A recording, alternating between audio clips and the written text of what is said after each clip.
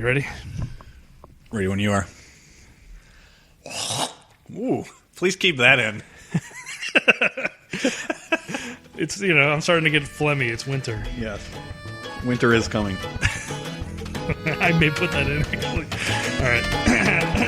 I can't stand it. I know you planned it. I'm set straight. This Watergate. I can't stand rocking when I'm in here. Cause your crystal ball ain't so crystal clear. So why you sit back and wonder why? I got this f***ing thorn in my side. Oh my God, it's a mirage. I'll tell you all, sabotage. Welcome to Bad Puns and Machine Guns, the podcast where we watch and discuss every Arnold Schwarzenegger movie one at a time, and maybe the occasional surprise as well. I'm Kevin Keene. And I'm Mike Olson. Today we'll be discussing Sabotage, released by Open Road Films on March 28th, 2014, starring Arnold Schwarzenegger, Sam Worthington, Olivia Williams, Terrence Howard, Joe Manganiello, Harold Perrineau, Josh Holloway, and Mireille Enos, written by Skip Woods and David Ayer. Based on the novel And Then There Were None by Agatha Christie, directed by David Ayer. This is quite a movie. This is the first one we've done that we've never seen before, and it's quite the thing. Yes, it was interesting. I watched it a couple of times. My first take was, I'm not sure it knew what it wanted to be. Oh, I mean, it definitely has problems. Like, it's a flawed movie for sure, but I don't know, part of me kind of likes it. Really? All right, well, this would be interesting because I think this is maybe the first one where we're not necessarily in agreement. Really did nothing? You didn't like it at all? There were some parts that I liked, but I got the feeling that it was two separate movies, and I was really interested because it wasn't just an action movie, which being an Arnold Schwarzenegger movie and in an Arnold Schwarzenegger podcast, I found that really intriguing. I just wasn't sure it was really executed that well. Oh, I mean, I agree. It's deeply flawed, and it's one of these movies, and David Ayer, the director and co-writer, has talked about how this movie was kind of the studio stepped in and made some edits, and you can definitely feel that. It's on the list of movies. Like, there are certain movies where you watch and you can just feel the thing shift and go like, oh, all of a sudden, yeah, you're right. It's all of a sudden it's a different kind of a movie.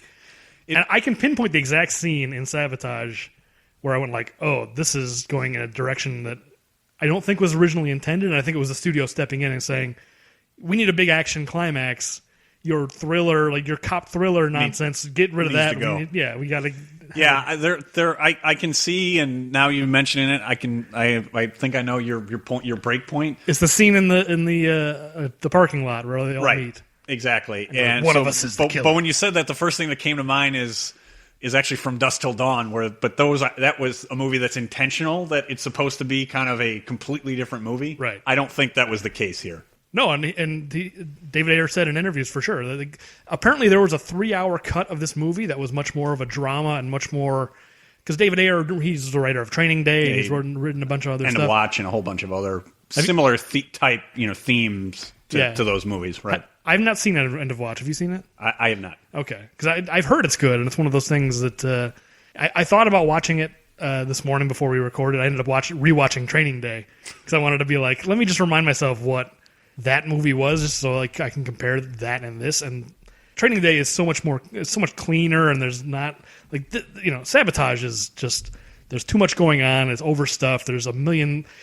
It's a whodunit, but there's two whodunits going on. There's the whodunit of who stole the money, but then there's also the whodunit of who's killing everybody, and it just gets muddled and becomes a mess. And I don't deny that this movie has really huge problems, but moment to moment, I was kind of enjoying it a lot. Oh, all right. Well, I guess let's get to those moments. I guess. Well, let me put it this way: I feel like there's a really good movie in here. This is not the version that is the good movie. You know what I mean? Like, I think I would be very interested to see that 3-hour cut that David Ayer put together that the studio stepped in. The potential, I guess, of seeing through what the vision was. Although you might get where a Donnie Darko, which I know that you and I both love the, I guess we'll call it the studio cut, and then we've both seen the director's cuts. Oh, the studio knew what it was doing because the director's cut was a disaster. Was that the studio, though, or was that just... I don't know who it was, but I didn't think it was the director. I mean, if you're getting a director's cut. I think that's a very different situation because I think the director didn't understand his own movie. I was going to say he was successful in spite of himself. Right, exactly. It was an accident. I know we've talked about this in the past amongst ourselves, but just the accidentally great movie that is Donnie Darko. Yes. But before we get to that, just I have a question for you, and maybe you can answer this and maybe you can't, because I could not answer it. What was sabotaged? The title? Well, that was on the list I have here of things that confused me. Was anything sabotaged? Why is this called Sabotage? I did not see a single act of sabotage in this movie. Outside of, I guess, the destruction of the money. I mean, that was a sabotage mission, if you will, because I would guess that their initial mission was not to raid the drug house and destroy the money. My guess is the season. Well, right. So I'm stretching, but you could say that was sabotaged. I don't know if that technically, maybe. That's as close as we're going to get. Yeah. Because it's just a strange... First of all, it's just the most generic title. Yes. I couldn't... I've watched it 3 times at this point, because I watched it the first time when I was trying to take a break from Batman and Robin a month ago. And then I watched it once again just to kind of prepare for this, and then I watched it again this morning just to refresh my memory, because it's been a while since we recorded.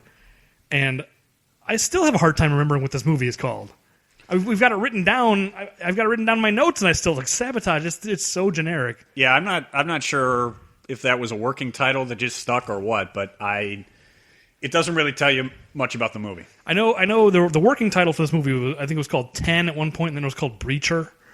Breacher's an okay title. It's better than Sabotage. It is a better, but maybe it could be confused with Jack Reacher. I don't know. That's true, yeah. Why they may have done away with that, but... now that you mention that, I'll bet that's why they changed it. I don't know, when did Jack Reacher come out? Probably was, this is 2014, so it either would have been before or around the same time. Yeah, it may have been 2013, but still, it's close enough. That in terms of when they were filming, it actually might have been right around the same time, so...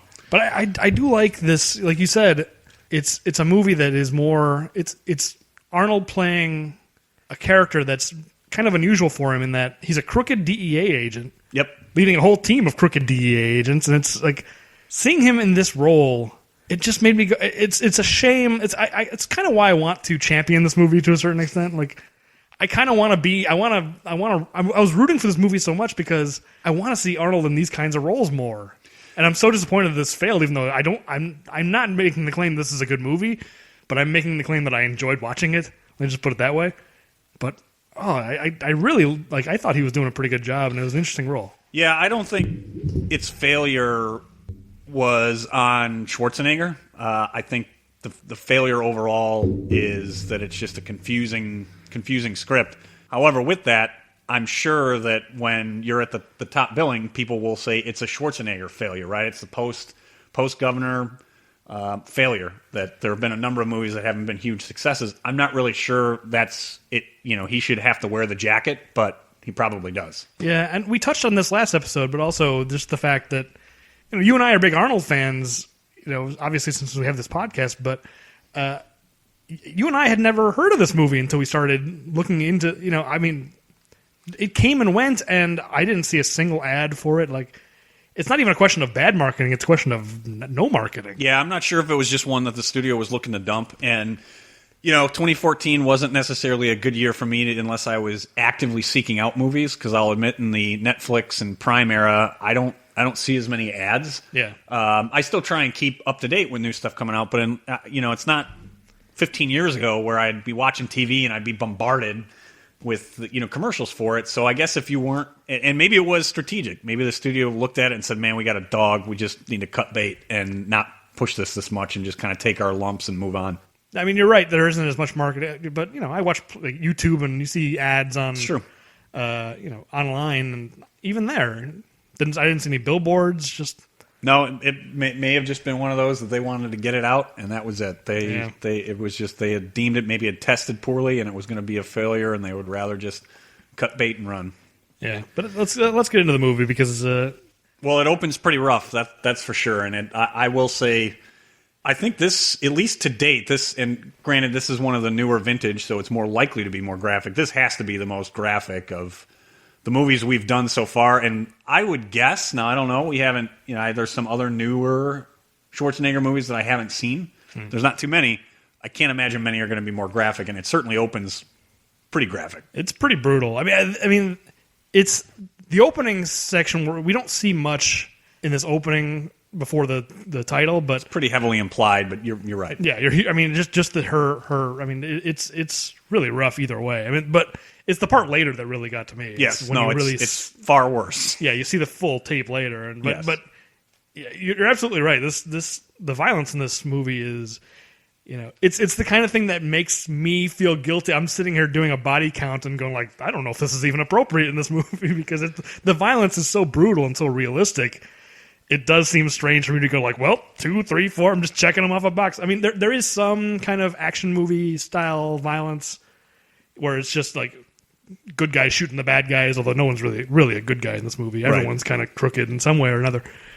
But there is some of that. But man, yes, you're right. Some of this violence is really tough. Yep. No, and it's certainly a departure and from, we'll call it, Schwarzenegger's, the heyday of his career in the late 80s, early 90s. It's certainly, early 90s, certainly a departure from that. And I also say this opening, I had just gone back and re-listened to our first episode 1 of Last Action Hero and how much we love that opening. Very different, and I'm not sure I necessarily love, this opening. Did you think that Arnold was doing a good job portraying that? Like, he's obviously like that's a tough thing for that character to be going through. Yeah, I'd say throughout this, I don't think that he was not believable, and outside of I don't think he can ever get rid of the accent. Right. I didn't feel like he's the reason that this movie... I didn't feel like he was the problem with this movie. I actually think from this scene on, I think he does a pretty good job. I agree. I thought he was doing... This is something that you don't see a lot of him, of just going through this kind of emotional pain. Right. I agree. I thought he did a good job. The only reason why I ask is because I read a couple of reviews of this, and I can't remember the reviewer's name, and I should have written down the exact quote, but it was something it was the San Francisco Chronicle. And the reviewer said something to the effect of, Arnold watches the videotape of his wife being tortured with the distaste of someone who just smelled like a bad hot dog. I should probably find the clip. It was a real slam, and I can't remember exactly. Yeah, no, I mean, that's not what I took away from it. I didn't think he was unbelievable or that it was a poor job on his part. I just think it's a pretty rough opening, and maybe it's because I didn't know what the style that this movie was going to be, having not really known much about it, right? That it was pretty jarring, and maybe that was the intention too, and so maybe it succeeded there. I obviously didn't write it, so I'm not sure if that was the intention. If so, well played. It certainly sets the tone. It's like absolutely. Oh, this is the kind of movie we're in for. Now I understand. Yep. What I'm getting into.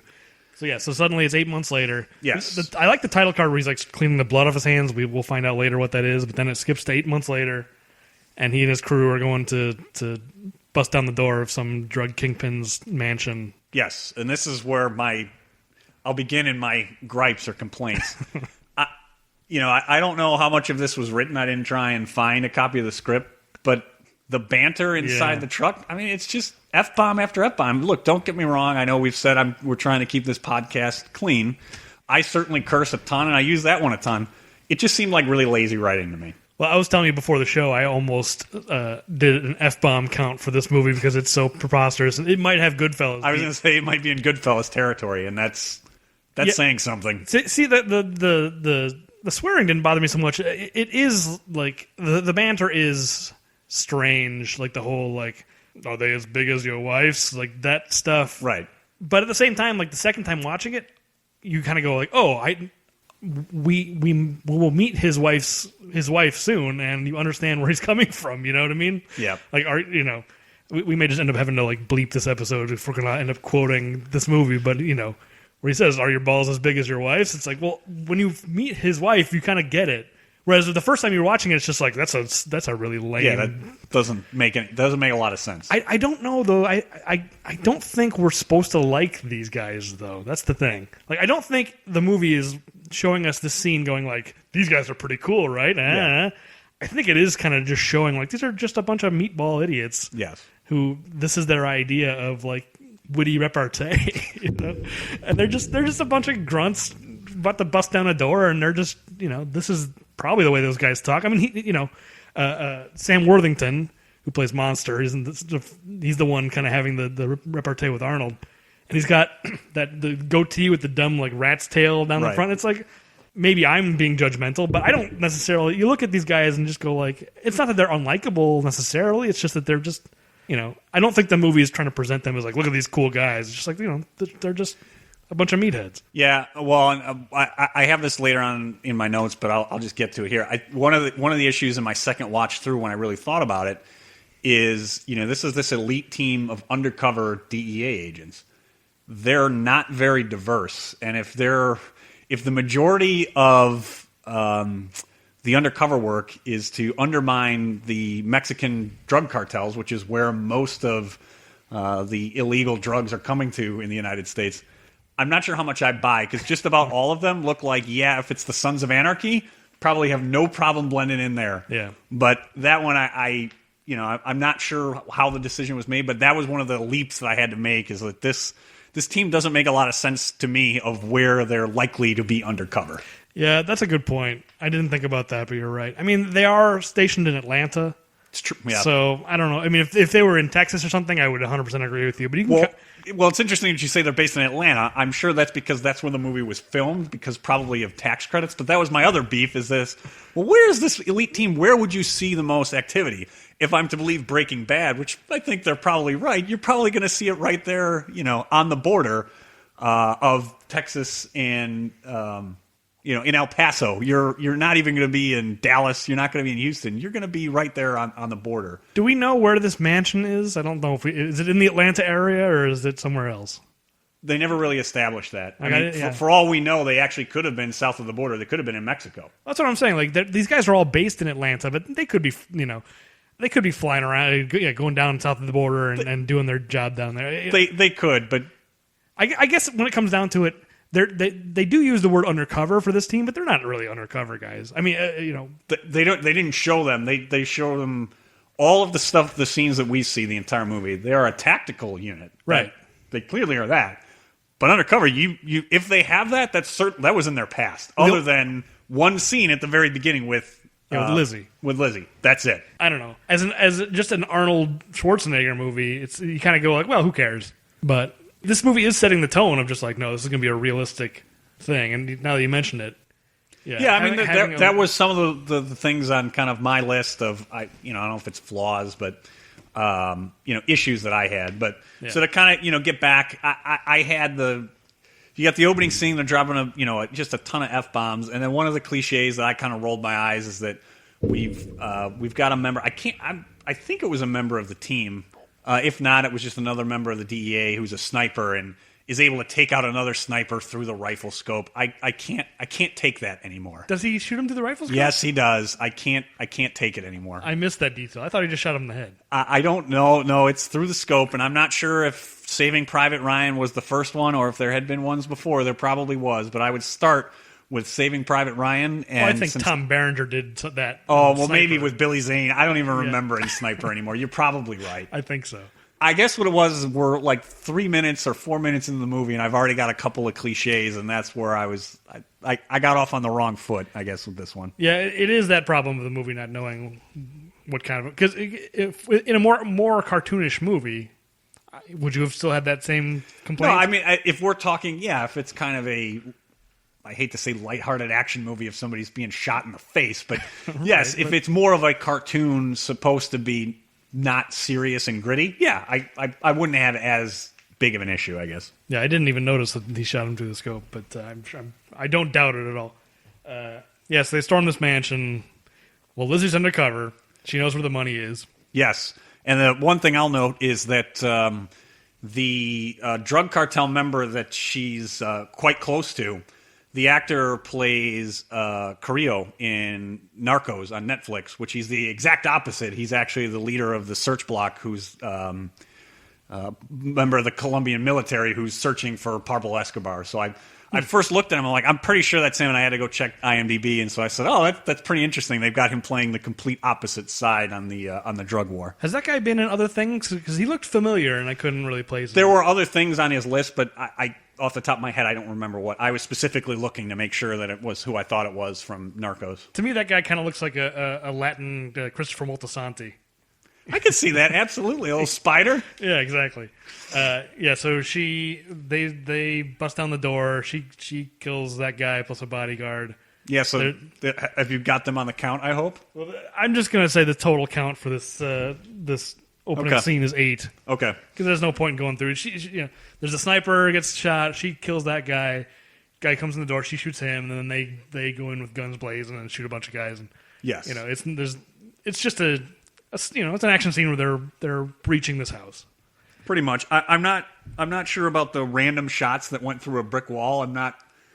One, I didn't know why that brick wall was there, but there were a lot of things I'm just like, all right, I'm just going to move through. There's probably fortified, we've got to, build up our defenses in case. What came to my mind is yes, it probably is fortified, but I want to know who is the bricklayer or the mason that they hired to come into this mansion, potentially in Atlanta, and do some work that I'm sure is not up to city code. They probably did that themselves. They've got their mules or whatever. They've got their own skilled labor that they can get walls built. That wall didn't look like it was professionally. It was just that is true. It didn't look like out a brick. And it wasn't a load bearing wall. Yeah, exactly. It was just there to hide a machine gun, like an M60 or whatever that is. I did notice because it happens in this scene. It also happens later in the movie where they storm that apartment building, but. All the bad guys, all these cartel guys, they only shoot at waist high. Oh, I did not notice that. All you have to do is duck down, and you will never be shot because they just go back and forth, waist high. You would think, mix it up a little bit. Yeah, exactly, up and down, and they're going to drop to the floor. Shoot down a little bit. At least you'll hit them a little bit. But yeah, someone shoots them through the wall. Yes, so they make their way through, and really, what the whole scene matters is when they get to the money. Yeah, it's interesting watching this and coming to the realization that, Arnold as I already forgot his name, not Trench. Breacher. Yes. For some reason, I keep wanting to think it's Trench, but that's the Expendables. It is Breacher. Breacher says, okay, guys, let's get paid, but you don't really know what that means. And then you get down there and you realize, these guys are stealing this money. Yeah. It caught me by surprise. I wouldn't have expected this, even though it is a David Ayer script and he's directing this, and this is what he's good at is corrupt law enforcement officials, basically. Right. But it actually caught me by surprise. It's Arnold's playing kind of a crooked guy. Yeah. No, that was kind of the why I guess I wanted to like it more, is that it was out of character for a couple of reasons. That he's not the straight arrow, right? He's not. At best, he's an anti-hero. I think maybe I don't even know if he was supposed to be an anti-hero. I think it may have gotten that way when it was changed. Yeah. I think he was just supposed to be a bad guy. So I thought it was really, and not a bad guy like Batman and Robin, our last movie. Right. But, so I wanted to like it more because I thought, one, that he wasn't the problem and doing a pretty good job in showing some range. And then it was a character that was different for him. It's one of those things, and we'll have to get to it later. By the way, since this is a more recent movie, I think we should... It's probably too late now. We're already into it, but giving a big spoiler warning because this is a movie where the statute of limitations is not necessarily up. It's only a year old, but it should be pretty obvious if if you're listening to this. I think we've said in past ones. Yeah, you really should have seen the movie. Yeah, it's just spoiler alert. But it's probably too early to talk about it now. But yeah, I think the original idea of this movie before the studio stepped in was right to have him be the bad guy and kind of have him be behind everything, not just having stolen the money, but also being responsible for the team's deaths. Right, he had given Lizzie the orders to kill everybody, etc. Gotcha. Because he wanted to get him out of the way. So they wanted to stick to, no, we can't have Arnold as a really bad guy, so they changed it. Well, that's unfortunate if that's the case. We'll get to it, but I'm kind of glad they did, but whatever. We'll get there. So they get down there and they start lining up some money. I do like because the DEA guys are in his ear, what's happening? Talk to us. Are there any, we're going to come in. He's like, no, they're active shooters. And then he shrugs. Right. And it so reminded me of that scene in True Lies where the Harrier pilot's like, these missiles aren't going to stop these nukes, right? And he's like, negative. That's a negative shrug, Oh, I forgot it. That's a good connection. I forgot about that. He gives the exact same shrug. It made me laugh because it said, no, there's shooters. He's just trying to stall, obviously. But, yes. It was just a funny little moment that I enjoyed a lot. So for me, the toilet, I don't understand it. Yeah, I don't know if it's supposed to be funny or I think it was supposed to be. it didn't really work that well. It added to the level of, I guess, disgust that I had at the beginning, which was really graphic violence, and I have a really graphic commode. Yeah, I guess that kind of flies in the face of, because there's a lot of juvenile stuff in this movie, and I was trying to give the movie the benefit of the doubt, going like, oh, this, these guys' juvenile banter is just, it's just presenting these guys as what they are. It's not necessarily, but obviously this is just the movie being juvenile. Like, oh, let's just have this toilet be disgusting that they have to. Yeah, I don't know. I'm sure I'm gonna end up bending over backwards to defend this movie, because there's stuff like that. Or it's just like, yeah, this movie is at the same time it's both trying to be very sophisticated and show a kind of complex reality of law enforcement, etc. And then yet you get this kind of juvenile stuff of just like, let's just whatever. It is what it is. It's not that bad, but it is unnecessary for sure. So they start stringing up on rope and taping. I'm not sure how much is in each pack. It doesn't really matter. But eventually they get to the predetermined number of $10 million. I don't know if I think they're just trying to get as much as they can. I don't know if they necessarily decided like, let's get $10 million. It's just like, could be, because I there's a lot of, we're gonna have to speculate a lot about the plot and like character motivations, because there's a lot. This movie has a ton of holes where it doesn't explain things, just like, why did this character do this, etc. I get the sense that that Breacher was hoping to get enough that he would have, his share would be enough to, bribe everyone in Mexico, all the stuff we see later. And then when there were issues, because Smoke Jennings is the guy who gets shot, and they kind of end up getting less money. I get the sense they ended up getting less money than they were planning. It felt to me like, oh, they didn't get as much as they thought, and so that's when Breacher had realized, like, oh, I got to take the whole thing. It could be, but I guess my issue with that, getting to the end in the bribe, is that I just can't imagine that one federale would need that much money. And right. So well, the cartels are pretty powerful. Like, if you're going to risk your life, it's pretty powerful, but even $1 million would have been enough. I mean, the part that I don't understand is, when did Breacher have time to go down there and steal this money? I don't know when he had time to go down there and steal the money, but even before that, I want to know how. It's been established that nobody knows how much is down there. So how later do they know $10 million is missing? Is it by weight? And even if it was by weight, you don't know. It was at denominations in 50s, 100s, 20s, 10s. You have zero clue how much money is down there. The way they try to justify it is they say there's a parallel FBI investigation, and that's how they knew. You know what? Even though I did it twice, I must have missed that. But because they after this, we see all the interviews of them being interviewed by like DEA Internal Affairs or whatever that is, whatever that department is. Let's say that there's a parallel FBI investigation, so you know that there's $100 million down there. I don't know. It doesn't matter. Right. They blew up the money. How do you know then what got burned completely to a crisp, and then what was left? It's implausible to me how you might have like a range. Hey, there's a lot of money missing. But the fact, and that's easy to write in the script. You just say, "Hey, this was significantly light. We think something happened down here." But they know the exact dollar amount. I find that beyond implausible. I think impossible.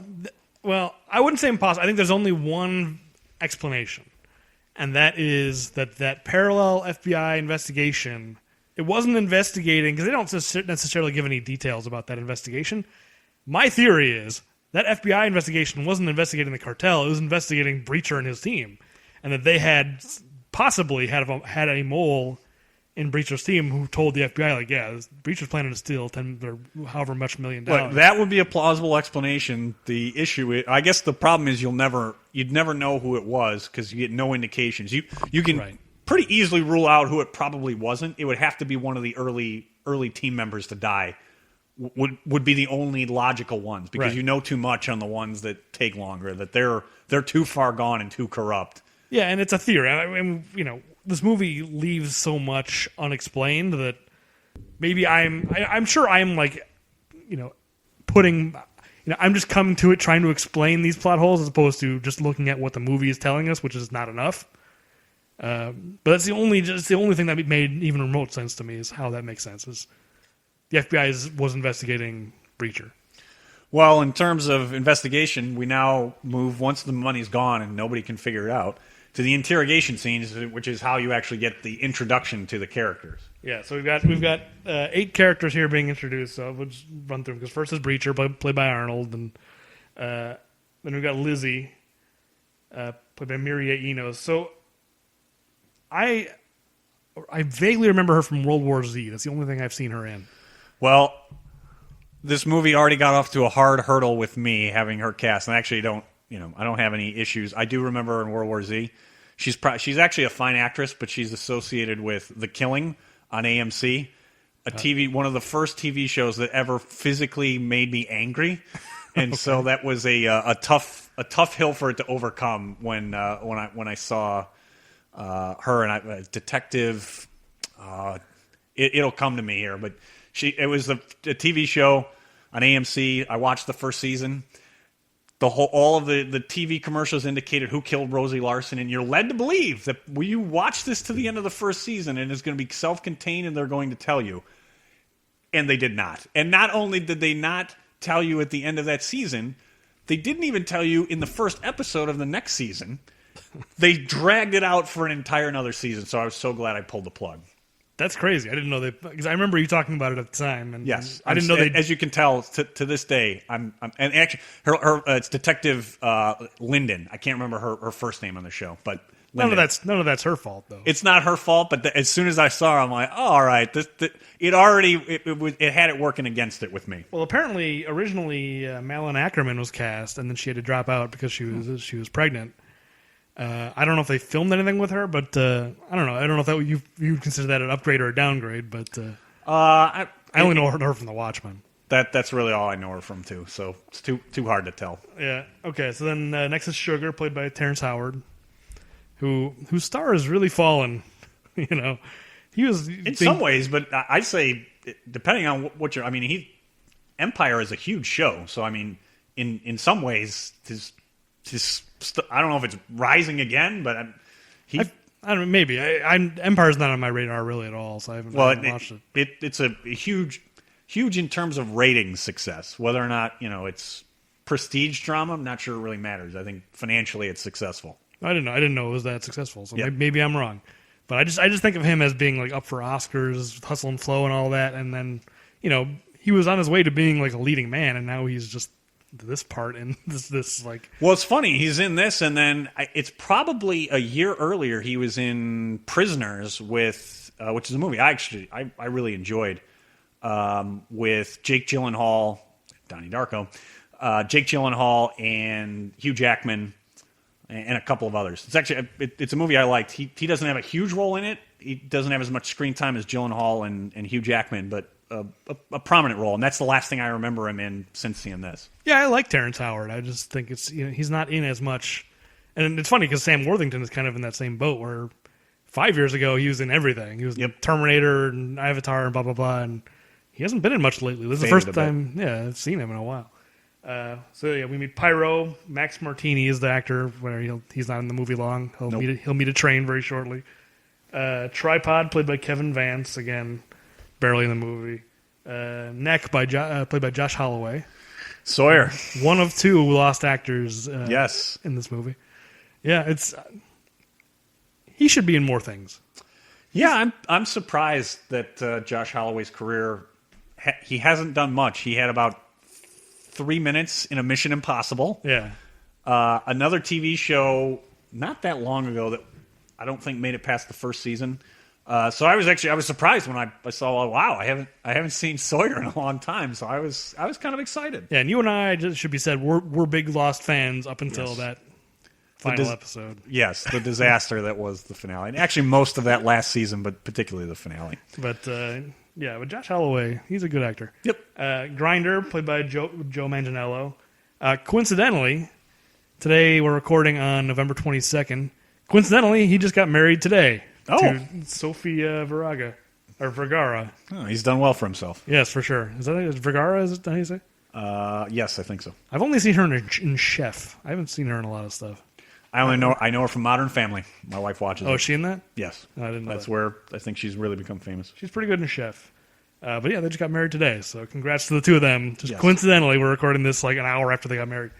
And then Monster, played by Sam Worthington, we talked about. So that's that's Breacher's crew. That's the team. It won't last the duration of the movie. So after you get through the intros, through the interrogations, which I actually kind of liked, I actually think the interrogation scenes were probably my favorite in the movie. We cut to Breacher, present day. Looks like he's under surveillance. The one thing that I noticed, he's got this bowl of apples on his table. It has to have, I don't know, 20 apples. The first thing that came to mind is this is a guy who's living there by himself. I know he's a healthy guy. That's a lot of apples for one person. It might just be plastic apples, He doesn't have a lot of. It could be, but the first thing that I noticed, it's a dumb thing to notice, but I'm like, that is a lot of apples on that table. His house is very strange, considering, like, first of all, it's a really nice house, like right on the lake. Yep. Like, I would be suspicious of him too if I was Right. an investigator. Like, how does he have all this money to buy this nice house? It's got weird bear statues outside of it and stuff like that. It was very interesting. I think it was specifically chosen if he was going to be a bad guy, not just maybe an anti-hero. I think you were trying to establish that, and I think that did a good job. That he's probably this money that is being stolen for the revenge story against the cartel. This house would make you believe that that's not the first money he's stolen. Oh, maybe. I don't know if we're supposed to believe that or not. I think where the movie wound up, you're right, that it's more ambiguous. But what I'm saying is that if what you indicated was maybe the original intention was for him to not only have stolen the money, but to have set up the team to be murdered. Yeah. I think it's fair to assume that he's a bad guy overall, and this probably isn't his first rodeo. This isn't the first time that he's necessarily stolen. So you think these guys are just crooks and are stealing money from left and right? I think as the movie was cut, no. But I think maybe as the original intention was, if he was really supposed to be a bad guy, this house would certainly lead you to believe that this probably isn't the first time he's been investigated at a minimum. Well, and we also never learned what his wife did. So that is true. Yeah, so these investigators were following him. They give him back his Netflix DVD. Yes. Which was a weird thing. He made him some Pop-Tarts, a little, again, attempt at comic relief. I actually thought that of the two, we'll call it partners in this, you've got a set of partners that get way more screen time. Their banter was far more believable, and I enjoyed theirs. Yeah. As we get further along, the most painful stuff in this movie is the other detective duo. These guys I actually kind of liked, but what I will say, what I loved most is that they were able to work in. I don't understand why they followed him into the gym, why they're not just sitting out in the car waiting for him to leave. I know why. It's to get a scene of Arnold working out, which I was glad they were able to work into this movie. Yeah. I'm not sure that a movie is complete without him lifting something outrageously heavy for no apparent reason many times, or him lifting weights, and they got him lifting weights.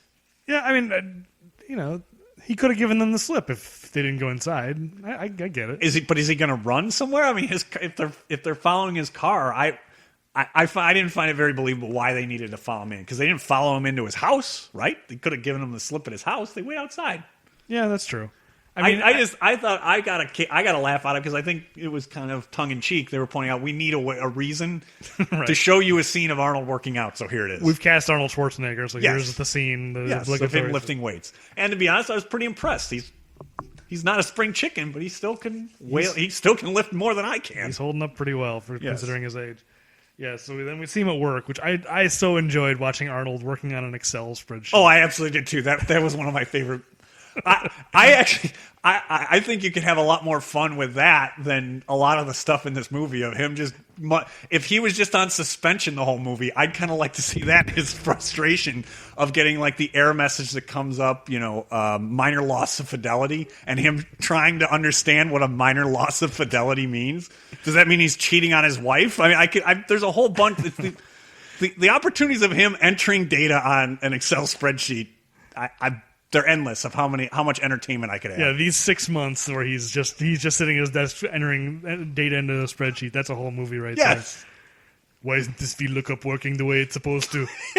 I'm trying to build this pivot table. These macros are not working. There's just so much you could do, but it's like in The Incredibles, where that is a great comparison of Mr. Incredible just bogged down in the day-to-day life that many people lead in an office setting. Yeah, so he gets followed into the bathroom where he disarms some jerk who's Yes, giving who him a hard barely time. has any screen time. He actually was.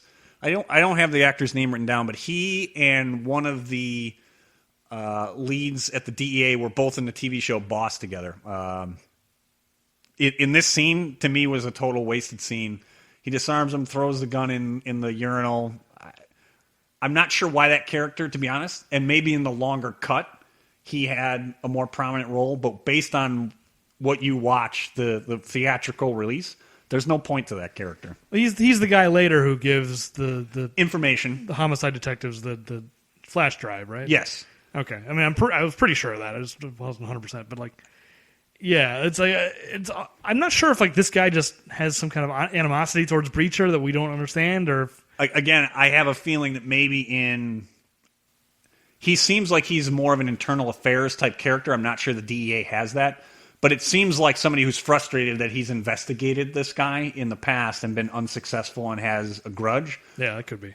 And so maybe in the longer cut you get that, but at least in what you have, this is a wasted scene and a wasted character. But it's a thing because he very derisively goes like tactical god or whatever he says. And later we see in Breacher's house, he's got all the photos of himself with all the presidents, which Right. are obviously just real photos of Yes. Arnold with presidents. They didn't need to digitally alter any photos for those. No, not at all. But based on that stuff, you kind of look at it and go like, oh, he seems like prior to this, he was a well-respected guy. So it is. This movie is giving weird mixed messages about Breacher and Yes. what kind of a cop he is, what kind of a DEA agent he is.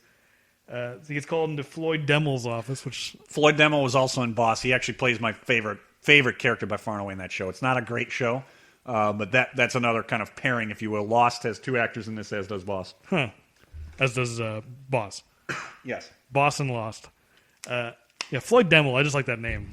I think that's It is a pretty good... Floyd's an underused name. It's a pretty good name for just a boss character who only shows up for one scene. It's not as good as Beetroot, but it is pretty good. No, so he gets reinstated. His team is reinstated. And he goes back to their like hangout or whatever, or their training. Yes, it's shack. unclear, and it's unclear why he is relegated to entering things on a spreadsheet. Which, again, I like the idea of him entering things in a spreadsheet. Yeah. But why do they just get to hang out and curse and tattoo each other and play video games?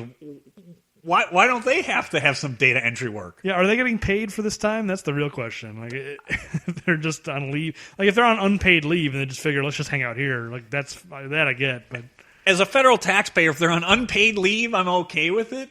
Right. But if it was paid leave, I think they should be doing TPS reports or something. see, that part didn't bother me as much as the fact that these guys are all still hanging out with each other when they should all be. At each other's throat. Yeah, someone stole this money. Someone stole $10 million. They don't know who. They should all be assuming it was someone on the team, right? So Yeah, who else knew? yeah, nobody. Or maybe like if you figure maybe the FBI knew that they were planning to steal his money, but even then, they don't know. They don't know what happened. They should all be. There's no way they would still be friendly with each other. Let alone like that is an excellent point. I didn't even have that one. It doesn't make a lot of sense. I wasn't sure unless why Floyd Demel just reinstated him. I almost wondered, and this is one of those that it felt like, was there more to this movie? If it was that he was giving him some rope to see if maybe he would hang himself. yeah, I mean that could be.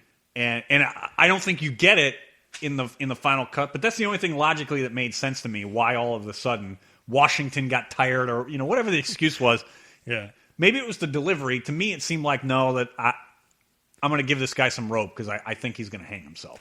Well, and to a certain degree, that actually does happen because I think the thing that sets all of the events of this movie into motion is the fact that they're no longer being followed and investigated. Because presumably everyone else in this team is also being tailed at all times. Unless they're all just hanging out in their clubhouse where they don't have to tail them because they're living there as well. But yes, I would assume that. Yeah, we only have to assign one guy to follow these 7 people because they're all going to be in the same place all the time. But yes, but I assume now that they're not being followed, that's why all of a sudden, again, spoilers, but Lizzie is the one who ends up, we learn, is killing them all, basically, with some exceptions. But I assume the reason why she starts at that point as opposed to immediately after the theft is because there were investigators following them around, and now all of a sudden the investigation is off. I don't know. I don't know what the rules would be, or just like okay, here's this investigation. We believe these people stole money. We can't prove it. At some point, they can't just keep investigating forever, right? So, I don't know.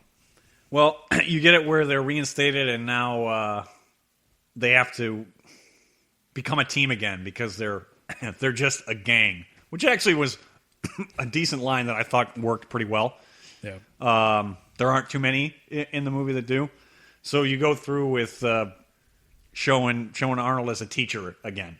I did like that where he's just like, kill the bad guys, don't kill me. That was one that I had was one of the better lines, like kill the bad guys, don't kill me, and he's there smoking a cigar, of course. Yeah, every time he's like, this movie understands that if he's smoking a cigar, it's better. Yes, that's just like the number one Schwarzenegger rule. Yeah, one of the trademarks of "I'll be back" did not make it into this movie, but the cigar certainly did. Yeah, this is our first one without "I'll be back," I believe, right? Yeah, I don't know.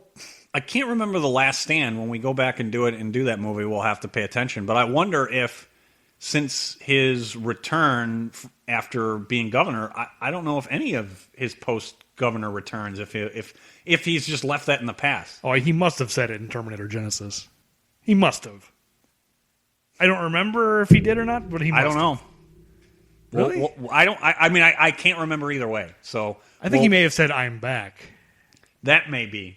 He may have said, "I'm back," but that would not be the signature line. So I guess it'll be interesting to see if maybe he's abandoned that in terms of a trademark. Yeah, I mean he started kind of abandoning it in like the mid '90s. Like I don't think he says in True Lies or you may be right, or Eraser or anything like that. So at some point, I think it was even before he became governor. But it wasn't Last Action Hero. There's got to be some kind of reference in Terminator Genesis, but whatever. When we do that one, we'll have to pay attention.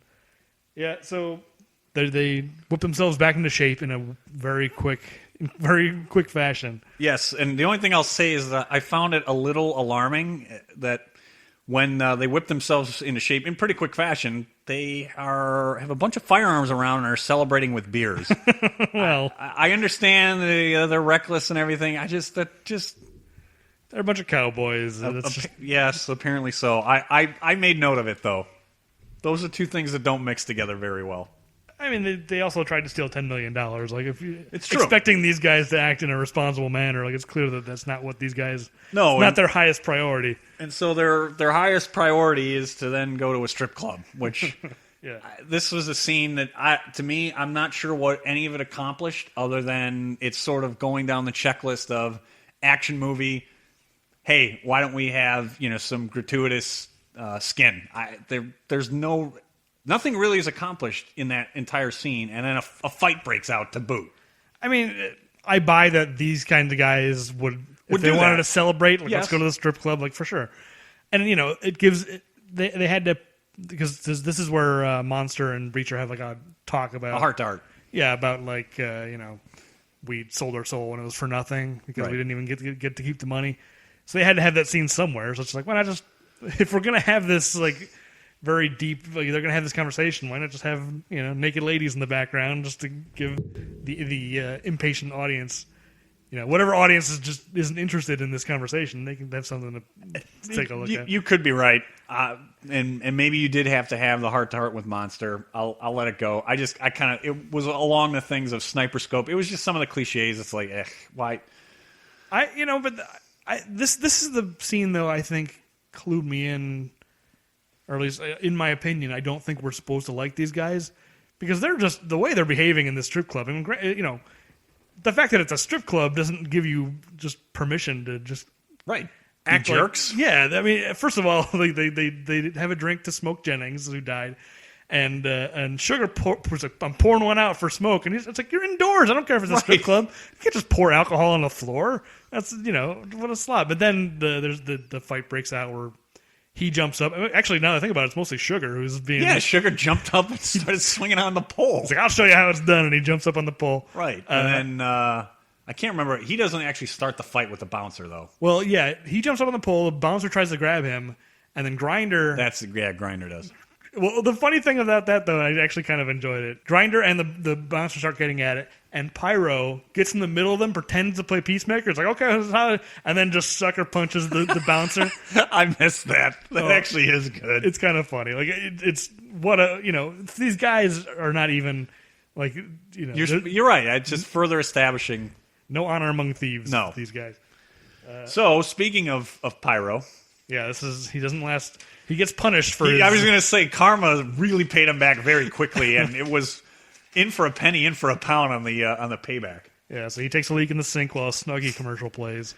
Yeah. The Snuggie commercial is the thing. I was so distracted by it. Yes, that probably was the highlight of the scene. Because here's what doesn't make sense to me. All right, I have a lot of gripes with this movie. Yeah, we're going to be pointing out a lot of things that don't make sense because this movie is a mess. So in the murder plot for Pyro, I'm just going to park his RV on the train tracks. Yeah. What happens if Pyro wakes up and a train isn't barreling down? What if he wakes up 20 minutes before a train's barreling down? He's like, man, I really tied one on. Why am I parked on the train tracks? And he just backs it out. Then what do you do? Well, they seem to have stolen his keys. Whoever did this took his keys. No, he had keys. He wasn't able to, I think, figure out fast enough like which key to get in there to get it moved. Because he went and he grabbed keys and then he realized, I don't have enough time to do this. I got to kick my way out. But he doesn't even try to kick his way out, does he? I mean, yes, the door is like locked or something. The door is somehow locked. And then I'm like, why isn't he kicking out like the windshield, one of the front windows? What is he do? I mean, this guy's a trained killer. What? He doesn't know how to exit a locked vehicle? Yeah, in a crisis in a crisis situation. He doesn't know the rules of a crisis situation. He clearly has not learned the rules of a crisis situation. Yeah, but you think this guy is trained to deal with very intense situations. Like literally, we have not gotten anything that's established that he or really any member other than Lizzie has any undercover abilities, despite the fact they're portrayed as that. But we've seen multiple occasions, training just a few scenes ago, where they're, tactical operators. Yeah. It is completely implausible that he couldn't either figure his way out or that this is how you're going to ensure that he's dead, is parking him on the train tracks. Of all of them, this was the dumbest. To be fair, he was probably drunk. Still, but whatever. He probably was, but why take that chance? I mean, carbon monoxide poisoning. Go park him in a garage. Do something, right? Well, none of the other murders are even. This one tries. Whoever the killer is, we don't know at this point, but tries to make it look like it was just an accident. Yeah. But none of the other murders look like an accident. Like there's an excellent point too. It's like Josh Holloway gets pinned to a ceiling. Yeah, what's the point of this one being an accident if your ultimate end game is to kill everybody? What's the difference? Yeah. Well, and it's if you're gonna try, at least keep it up. Try to keep it up for a while. For more of them. Yeah. At least the first 3, out of 8 or whatever, try and make it look like an accident until it's obvious both to the characters in the movie as well as the audience. Because it could have been this first one was exactly to maybe fool the audience, but when you immediately go to the next one and it's clearly not an accident, what's the point? Well, now that I'm thinking about it, and again trying to fill in the gaps that this movie leaves, the numerous gaps. Maybe the chain of events is this. Okay, and we're going to jump ahead because obviously all this stuff happens out of order in the movie anyways. So okay, first thing that happens is the Kybelas show up and they kill Tripod, right? Yes. That's the first. He was the first one who dies. They just don't find him until way later. Then I'm going to speculate. Then Lizzie kills Pyro. This is before they realize the Kybelas are even around. Then I'm going to speculate Lizzie finds out about the Kybelas. They end up killing them, right? They cut their thumb off or whatever. Take some hair. Right. And now they have that evidence that they can pin all the other murders on the Kybelas. And so that's why everyone after that pinning to the ceiling, like that's supposedly like some kind of a cartel, right? Thing. Yeah, I guess maybe that makes sense. Is once they have, I guess, a cover story, then they don't have to make it as elaborate, right? And that's the kind of thing where you can. It's kind of like the whole FBI parallel investigation. Like, it's not necessarily that these things don't make sense. It's just that we're not given all of these pieces, and we're just left with these huge gaps that it's not well explained. You have to kind of bring your own explanation to it because the movie isn't explaining itself at all. But anyway, yeah, so Pyro's no more. Pyro's no more. It's pretty graphic like everything else. This is body count number 9. Yes, and so we get the introduction of 2 new characters, and you don't get it in this scene. You get it in other ones. the back and forth between these two detectives, I don't buy at all, and it's maybe the thing I dislike in this movie the most. Yeah, I feel like a lot of this movie was improvised, and some actors are better at it than others. Could be. I don't know that for a fact, but it feels like that. It could be. So you get Michael from Lost, Harold Perrineau, Yes. as well as Olivia Williams, detective. Ooh, I forgot her name. I had it. It'll come to me. Brentwood, right? Yeah, Brentwood. Caroline Brentwood. Caroline Brentwood. She's canvassing the scene, and somehow Breacher shows up and is she asks him, if he wants to help, and I don't know this. I'm certainly not a homicide detective, but the flags that he's using look like you're staking out for underground utility work. I was very confused by those flags. Yeah, I didn't know if the gas company was coming in and it was going to lay in a new gas line, or if it was marking evidence. Yeah, they called Julie, and so That exactly, yes. They wanted to make sure they weren't going to hit any underground pipes with Pyro's remains. Yeah, the fact that he just shows up, again, not why is he there? How does he know about it?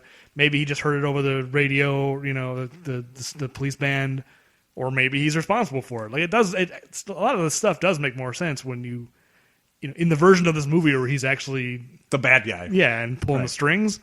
But yeah, the fact that he just shows up, whatever. I don't know if we necessarily need to know why. No, and the other thing I didn't like in this is what I want to know is how does this detective from Atlanta, and I know they're allegedly an elite tactical unit from Atlanta, but how does he know who Breacher is? He says, "Oh, that guy's a legend." I find that hard to believe that he would know who this DEA agent is. Yeah, I don't know. You're right. It's not. I didn't question it, but yeah.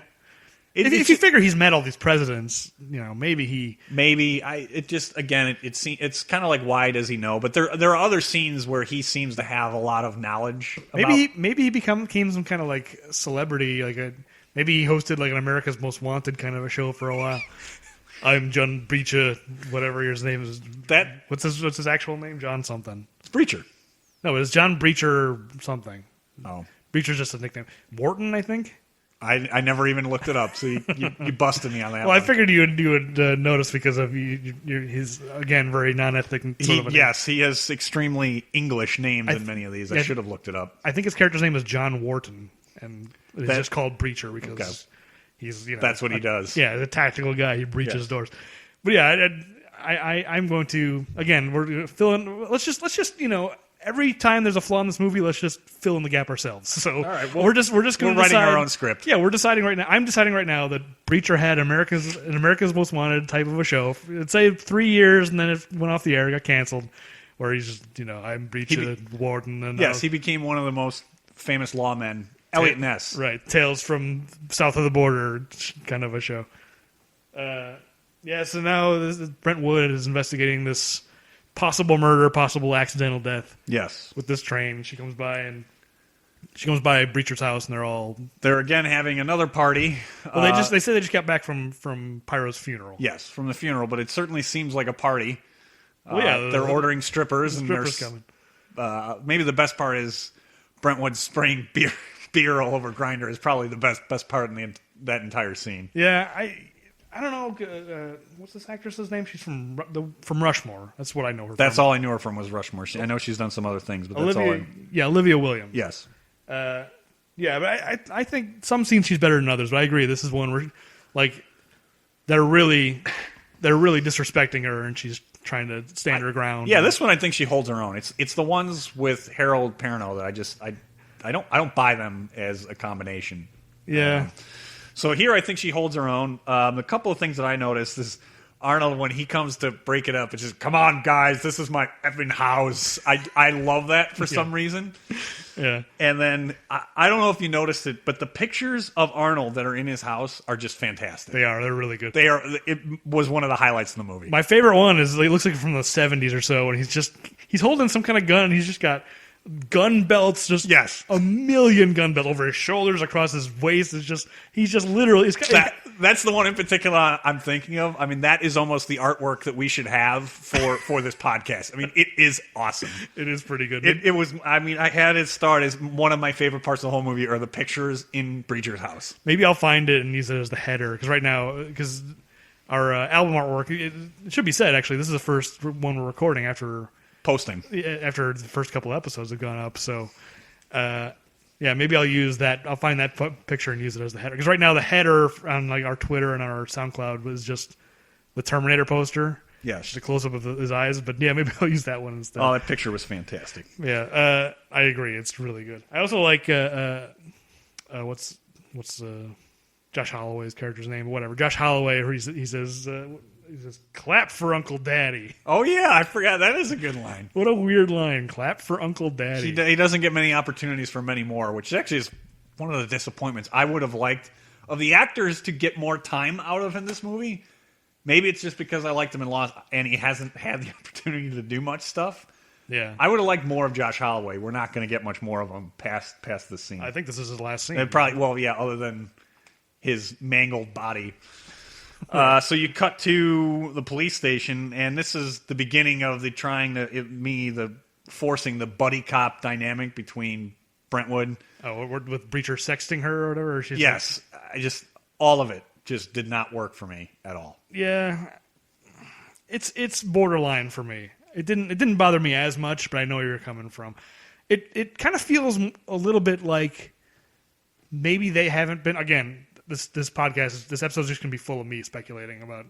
We're filling in we're filling in what the studio cut. But it feels kind of like they haven't been partners for that long, and they're kind of forcing this very genial or not genial. I don't know what the word is, but this kind of banter, this kind of relationship. It's like, well, we're partners, so we have to joke around with each other. Like it almost kind of feels like the characters are forcing it a little bit. It could be. But also, yes, maybe the movie is forcing it a little bit.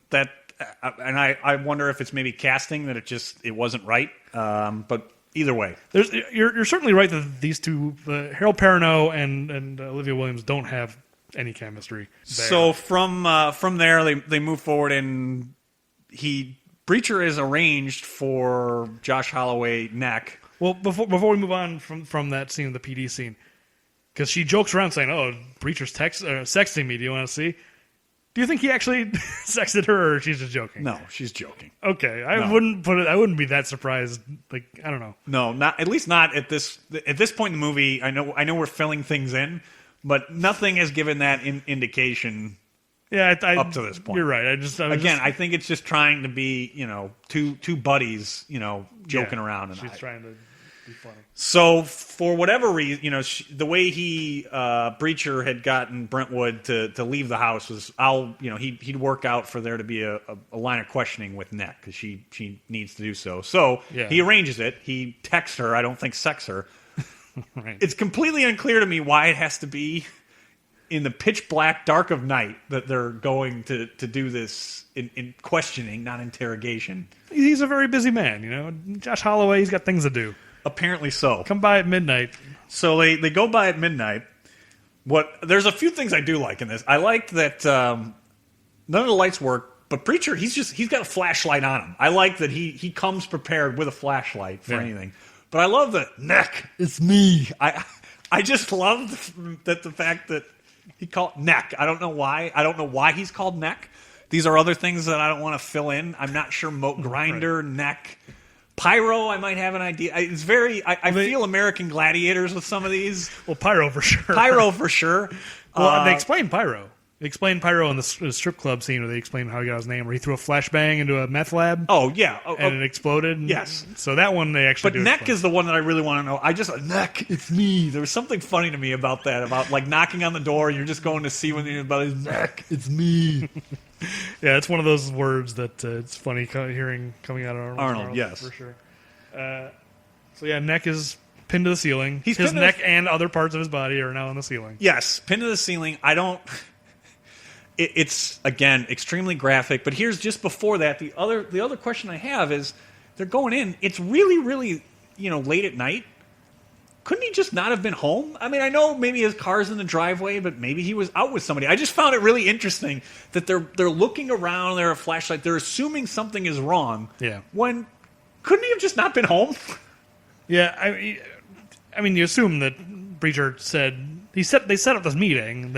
I Breacher guess told them, hey, make sure you're home. at a certain time, but again, they don't seem that to be that reliable of human Right. beings. Yeah, you're But right. Nonetheless, I noticed that, but Yeah, you're right that they seem concerned way too quickly. yes. Well, I mean, the lights are not working. That's strange. Like that's probably the thing where something's not right. It's the same thing happens when they go visit Tripod, right? Where they just take 10 steps and he's just like, something's wrong. Yes. Well, when we get to that one, that's one of my favorite scenes in the movie. I actually thought that there were some interesting things about the tripod. Wow, really? Because that was my least favorite scene. All right, well, we'll get there. So we're not agreeing on a lot of stuff on this one, which is fine. So again, he's nailed to the ceiling. Body count 10. Body count 10, extremely graphic in terms of the blood and it was very graphic. It's not even so much him on the ceiling that was that bad because it's dark and you can't really see. You just kind of get like hints of it. It's her slipping and falling in the blood, and that was gross. Like that's really. It was a lot. It was a lot of blood. I'm not squeamish.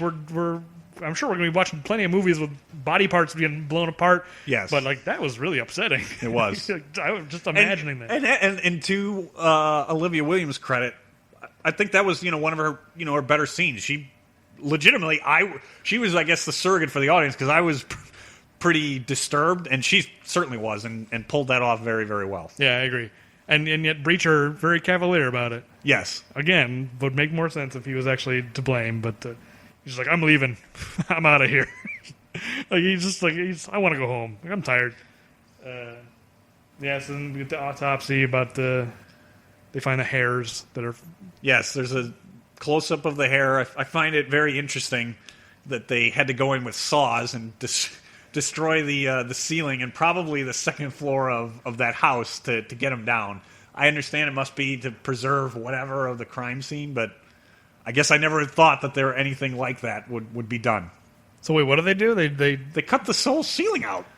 I mean, I guess, yeah, if you want to preserve... Yeah, I didn't know why you can't do it with photographs, that you have to actually cut the ceiling out. Well, you can't put flags in a ceiling because they'll fall out, so you got to cut the ceiling Touche, out. that's right. And also, Nightcore, there's not going to be any concerns about hitting underground pipes. Right, exactly. Maybe there might be water pipes, but not underground gas pipes. Yeah, I mean, I don't know. I can't even imagine if that was a real crime scene, how you would investigate it, whether that's accurate or not. But I don't know either. Who knows? So yeah, they're back at the DA, the Cruz hideout, where they're... The Cruz hideout, which has one of my highlights in terms of a clip at what I've got at 43:15. Is that here? Yes, which I'm not sure if this was in the script. What I think that this is just a take with Monster. Say that again. So it's particularly focusing on Monster. It's Sam Worthington's delivery. It just, to me, it's one of those things that he's just extremely frustrated, and it's like a bad take, and that's what they actually went with, that he forgot his lines, but they leave it in the movie. Now I know what line is, because you told me to cue it up here, and I was like, I don't know what line yeah, you're talking so about. it particularly, it's the monster portion of this scene is the only thing that I really wanted to focus on. And they're trying to determine, what's happening and who's doing it, who's doing this, is it a member of the team? And his delivery, it's almost one of those that this was a take that he didn't get right, and that's what they decided to go with. Yeah, I think it's hilarious. That was a really funny take. Let's just we'll find and play it. Okay, here we go.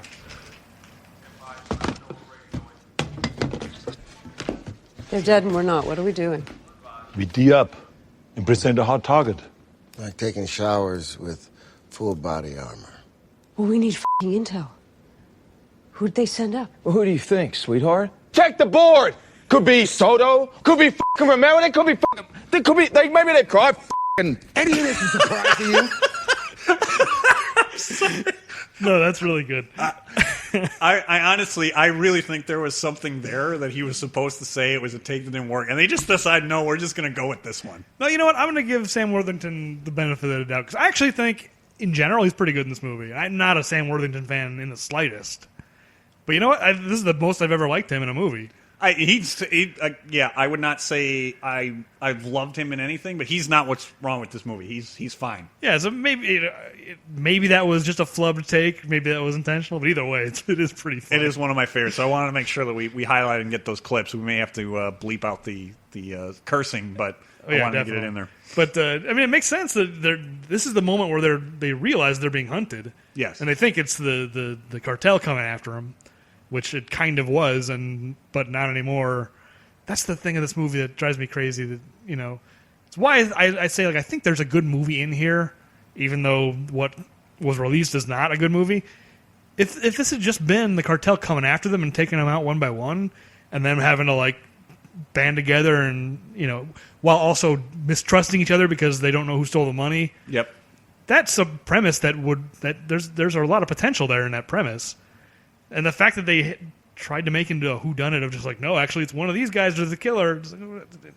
Yeah, you're right. That probably would have been more interesting, or it even could have been that I don't know how you'd make the leap of how the cartel hunting them would have known about the money. But the cartel could have stolen the money to try and get them to turn against one another. And I think even that would have been the cartel's hunting some of them, but maybe then some of the other ones take care of each other for the cartel. I think there is potential there that's just not realized. And I think that's why I enjoyed this movie through a lot of it, is because on your first viewing, you're kind of assuming that. You're kind of that's what you think is happening, is the cartel's hunting them down because they stole this money, and they're just trying to figure out what's going on. It's only once you learn that that's not the case is really when the whole third act of this movie falls apart. And I think it's a lot of it is because of that. It's just just say that the cartel's killing them. Why is that? That's what's funny is it feels like they've done so many that I've noted cliches, and it's almost as if they said it's too easy if it's just the cartel hunting them for steal the money, so we want to do something different. Where in so many other instances, I would have rather them done something different and not necessarily there, because I think it probably would have been a better story and a better movie. Yeah, just what they went with was not the right move for sure. No, so after this, scene where they're in the hideout, we cut to Ozzy and Harriet in the suburbs, which I kind of liked it for the juxtaposition. Another movie within the movie, I'd like to see more of Breacher entering spreadsheets, as we said. I'd like to see more of them in that suburban community. I'd like to see them at a block party. I think I'd really, really like to see. Yeah, interacting with the neighbors. Interacting with the neighbors, I think, would be very interesting. That didn't jump out at me strangely. Now that you say it, yeah, it's crazy. They live in the suburbs. Yeah, I don't know why it did, but it just jumped out. To me, I saw some unintentional comedic opportunity there of them learning a little bit more of them and living in that neighborhood. Yeah, they're. I don't know if I necessarily buy that relationship. We don't really. Whatever. It's not really explored. I don't know if I buy it either. Right. So yeah, Brentwood shows up and investigates him some more, and he shows her pictures of what the cartel does and all that. And that's kind of what I'm saying. That's setting up an interesting conflict between this crew and the cartel that turns out to be a complete red herring. So that's kind of what's disappointing. And this is where the Atlanta PD, they talk to the DEA to try to get some help. Yeah, the feds are never... This one lives up to just about everyone. The feds are never a help for the local PD. I did like that. I think it's an associate district attorney. I like the bow tie. Oh, I didn't notice the bow tie. Yeah, there's a bow tie. I could not notice the bow tie. Yeah, so the DA just basically stonewalls them and gives them Gives them nothing. Yeah. This is where Urinal Guy gives them the whatever it is, the flash drive. The flash drive. And the flash drive, as it turns out, this is the clip I want to play. Because the flash drive has all those interviews we saw earlier. And this is a clip we didn't see earlier that I laughed so much at this. It's a little clip of Breacher being interviewed. And I think this was also an ad lib. That's not mine. It's not mine. Here we go. You're out here saving these adrenaline junkies that mean absolutely nothing to this department. I would take a bullet for this, guys. You take a bullet? Would you take $10 million? Would you take $10 million? Where's the body? Don't f***ing scream at me. Where's you the dumb body? F*** you. Look at you with your f***ing 48% body fat and you scrounged little bastard. F*** you guys. Yes, that is okay. You highlighted the other one. The 48% body fat. It is the one to take away from this movie, without a doubt. But that feels like such an Arnold ad lib. It's just like, what would Arnold Schwarzenegger think is the way you would insult this guy, Mr. 48% body fat? Well, also my favorite part is while he's leaving, and the guy just goes, "Go to the gym, John." That made me laugh so much. Before we started recording, we both had I had indicated that I had a scene that I wanted to make sure, a clip that I made sure I wanted to get in, and you were asking if it was the same one in terms of time, and I said no. But when you said 50, and I looked on my timeline, I figured that it was the 48% body fat, and I'm glad that you highlighted it because I would have wanted to anyway. It's the best line in the movie. It's the rare moment of Arnold like letting loose, because the character he's playing is very kind of contained, and he's not giving the big bombastic Arnold Schwarzenegger performance we're used to. But that's where you really that line is straight out of the early '90s. That other than he's cursing, that entire scene, that's vintage Arnold. It's the most Arnold line he has for sure. So this is Brentwood is upset because Breacher wasn't honest with her, why would she expect him to be upfront about anything? You're right. Like, you didn't tell me that you were under investigation. It's like, why would he tell her? Why would she expect him to tell her? Yeah, that's not something you're putting on your resume, so why would you go around, particularly you've got a homicide detective sniffing around, potential murders of, one for certain, and by this time, 2 for certain, murders of your team. Why would she assume that? Yeah, I might have a motive here, so I'm going to be upfront and let you know about that. Right, exactly. He's just incriminating himself. Right. So she sees that he's like packed up and is going somewhere, and he's like, "Oh, I'm going to find my guy Tripod. He's off the grid." And again, I'm going to speculate, but I actually wonder if maybe he wasn't actually. That's not where he was going. Maybe he was heading off to Mexico right there, but she derailed him a little bit. That's interesting. I like that fill-in. So this is where we find Tripod, and so you were saying you liked this scene. Yeah, I guess the reason I liked it, I liked the setup and kind of the split timeline. I just thought that in terms of, I guess from a film technicals perspective, I liked that the very first few, I guess it's probably seconds, it's not minutes, but the first 30 seconds, you don't know that Tripod's already dead, and you think that Breacher and Brentwood are walking up on him. I guess that's what I liked about it. See, I just thought that was really confusing. I just thought it was like, it seemed almost like a mistake to me, because there's the shots of them walking up, and they cut back to Tripod, and it's all shot at like the same time of day. Like, right. You'd think one would be shot at like dusk and one shot in the middle of the day, so you'd be clear. See, for me, when I was watching it, I felt like they wanted to make you think that it was the same time, same timeline that he's walking up, and Tripod is the bad guy. To me, I felt like that it would be a head fake, and it wouldn't be true that he actually was, because very shortly thereafter you find out, no, it's a different timeline, he's actually dead. Right. I just think in terms of the whodunit, I like this, and I thought it worked really, really well. I didn't like a lot about this movie. I did like that. Yeah, but as a head fake, it's completely phony and like manufactured, because at no point was Tripod. You're saying that the movie is trying to lead you to believe that Tripod's gonna like attack or something, or right? Yes, because he does have all the booby traps and stuff, and we're sort of establishing like, oh, this guy's a kind of a messed up guy, or at least he's a paranoid guy at the very least. Justifiably, he's a survivor, right? Or he thinks he is. You're probably right that it was intentional, but it didn't feel intentional to me. Okay, it felt like a mistake. It felt like, there's these flashbacks happening, but the movie isn't making it clear that it's a flashback, because there's the part where Breacher goes like Tripod, and then they cut back to Tripod, and he like looks up. Right, that's like the he reason hears why, something. Yes, that's why I think that, to me, that's why I thought it was intentional that they were trying to lead you to believe that this was on the same timeline, and that that Breacher and Brentwood had just pulled up.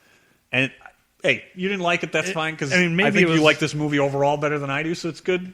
Even on the small things, we're not agreeing. I mean, whether or not it's intentional, it just didn't work for me. It's just, I didn't really. The other thing that you got in this sequence, you got the point of view from a firearm, which to me felt very Breaking Bad. Yeah, that was pretty cool. Which I thought was pretty cool. You get it in another spot too, I think. But I kind of like that, and it did remind me of source material that I truly do enjoy in Breaking Bad. The other thing that bothered me about this scene is his nickname is Tripod, so presumably that means he's a sharpshooter. He doesn't hit a single. He can't hit anything in this. He just shoot. He unloads a whole clip from his assault rifle. Doesn't hit anybody. Yeah. Unloads a whole clip from his pistol. Doesn't hit anybody. The only guy who dies is trips over that tripwire. Yes. So tripod he is. I was going to say he shouldn't have been tripod. He should have been tripwire, apparently. That's a pretty good name. It should have been tripwire. Yes. That sounds like a G.I. Joe guy. That's actually what I thought. Was it actually a G.I. Joe? I don't know if it was. If it wasn't, that's the first thing. Now you know, and knowing is half the battle is the first thing that came to my mind with tripwire as a name. Tripod does not sound like a G.I. Joe character, but tripwire does. I'm not sure why one is G.I. Joe. Tripwire sounds so G.I. Joe. So the other thing I noticed once they discover that he's dead and it's been that way for a while. Yeah. Brentwood calls in for a team. I'm led to believe they left really late at night and they pull up and it doesn't look like it's just daybreak. It looks like it's late. They've been on the road for a long time. How does she still have jurisdiction? She's an Atlanta homicide detective. Made absolutely no sense. Well, she's still got to call it in. Call in the local cops. She's got a duty to. She has a duty, but I'm led to believe that they're not that far from Atlanta, which the timeline then makes no sense. If it literally you're within the Atlanta metro somewhere, although with that rural setting, I'm not sure you are. The calling in a team didn't make a whole lot of sense to me. Yeah, I mean, I'm sure you're right. She's outside of her jurisdiction, but whatever county that is, they probably have their own team to call in. I didn't understand though, like the dollar bills on his body. I assume that's just some kind of a message or whatever. But where did they get? Are those the Kaibilas? Is that their money? So we got to bring some money along to put dollar bills on their bodies to send a message. Or maybe they found money in his house or whatever. But I mean, he doesn't have the millions of dollars. So. No, he's not the one who took it, and he's living not off the land, but he's not living high, right? So he doesn't have the money. So to me, this was another confusing thing. It was like it was to send a message that we know that you stole the money. Right. I mean, I assume that's what it is, but I just wonder whose money that was. I wonder if we got to send a message. Damn, we didn't find the money. We got to send this message anyway. Just hey, the Kaibilas are going to each other like, hey, open your wallet. What do you got on you? And make sure it's American. It's got to be U.S. dollars. Yeah. Oh, I only got $7. Damn it, we should have brought more money just for sprinkling his body. It's not going to have the same effect if we've just got a few dollar bills and a 5 spread around. There's just change sprinkled on them. All they have, they don't even have dollar bills. They only have dollar coins, and people don't even know these. Yeah, why did I get these? Why did we bring all these Sacagaweas? Yes, why did we? These seem like collectibles, but nobody really wants to take them. Yeah, so Kaibilas. Oh, this is body counts at 12 now. The one guy on a tripwire and then a tripod. So yeah, this is where Brentwood wants to know more about Breacher, and Monster tells the story, all the flashback about his wife and stuff. This is where the really brutal. You get the full video, and it's pretty graphic. Yeah. So so flashback. Edgar Rios is this cartel guy that they arrest, and some Mexican federale just shoots him in the head. Yes. So they were handing him over to the Mexican authorities, but they shot him because they didn't want something about the narration didn't line up to me, because I think they said like they didn't want the Americans interrogating to him, debrief him, right? Yeah. But they're handing him over the opposite way, right? Right, and they already had him. They captured him. That didn't make sense. But even to go back, here's the only thing that I'll note from when you get Monster telling the story and then you get the full graphic video. And this goes to the ending of the movie as well. It's just implausible to me to have Arnold Schwarzenegger hunting members of a Juarez Mexican drug cartel. That it's Arnold Schwarzenegger. He can't be incognito down in Juarez. He can't be incognito. It's impossible. I mean, he's certainly going to stand out, but there are foreigners in Juarez or non-Mexican. There are, but if you've got an Atlanta homicide detective who knows who he is, how is he going to be? It's right. He's not a guy that's just going to blend in down in Juarez. It goes back to the diversity thing. Yeah, you're right. He's this hulking guy. He's this hulking old guy that's shaking the hands of Bill Clinton and George Bush. Well, we see later at the end of the movie, he just buys a big 10-gallon hat. That's what hides his face. Right. I just found it funny that's the disguise how he blends in. He just buys a hat and pulls it down a little bit. We'll get there, but that's the thing that made me kind of kind of redeems this movie is him in Mexico. God, the whole movie should have been that, but whatever. We'll get there. We've had a bunch of ideas of what this movie could have been. It's maybe I'm just projecting too much in this movie because there's no question. Like it's irrefutable. This is a bad movie. I don't really know why I'm defending it because it's a bad movie. Well, the only other thing I get to as we're moving through here is the other issue that I had is that how would this gruesome, graphic murder of a very famous DEA agent's family be a secret? I mean, you're led to believe and said that nobody knows about this. That's not. That is not plausible. That would be all over the media. I mean, that would be a lead story. I mean, that would be huge news. So that was even more so. You're right. Maybe he puts on the hat and he can kind of blend in. To buy that somehow that this was a secret, there's just no way. Oh, I agree. It would be public record. Like as soon as Brentwood starts investigating, she would be doing her research and she would see this. Like, right. It would have been not be a surprise. It would have been a national news story. Right. But even if it's not, there would be public record. I mean, when people die, there's a public record of it. Right. There are records of those things. So, yeah, that part is very implausible. The fact that it's just like, tell me something I don't know about Breacher, and then it's like, here's the thing that you could very easily find out yourself. Yes. So then Breacher walks in and sees, Monster seems sort of like, I don't know, a surrogate son in some ways. So he kind of is a little taken aback and then, brushes him off to get him out of there. And I think Monster feels a little guilty. Yeah, I like that relationship between the two of them. Yep. I think the Monster and Breacher, that's probably the most fleshed out relationship in this whole movie. Yeah, and it's probably, if you were going to have a tandem of, buddy cops, they're probably the one that would have worked the best in this movie. Yeah, I agree. It's not what that it is, but they probably would have been the best combo. The two Terminators. Yes, the two Terminators. Maybe get Robert Patrick in there somehow, and right, yeah, for sure. Spoiler alert to Terminator Salvation, but who cares? Yes. Spoiler alert, he's a Terminator. Yes. Don't watch that movie, it's terrible. And we won't be doing that one because it's not an Arnold Terminator. Arnold, only CGI Arnold appears. Yes. And so this is, when I was first watching this, the transition from that scene where... Oh, it's the worst transition ever. She learns about this thing at the PD, and then suddenly she's swimming and he shows up at her house. And it's very awkward. Watching it the first time, I kind of went like, well, there's obviously scenes missing because he's really upset with her. I'm just like, he's obviously it's an upsetting thing to discuss, his wife and child being killed, and he doesn't want to talk about it. And then seemingly that night or shortly thereafter, he shows up at her house going like, and she's swimming naked, and he just shows up. It's super creepy. She's drinking, swimming naked, which again, drinking and beer and guns probably aren't a good combination. I'm guessing drinking and swimming's probably not a good combination either. I would agree with that. And swimming naked is probably not a good idea either.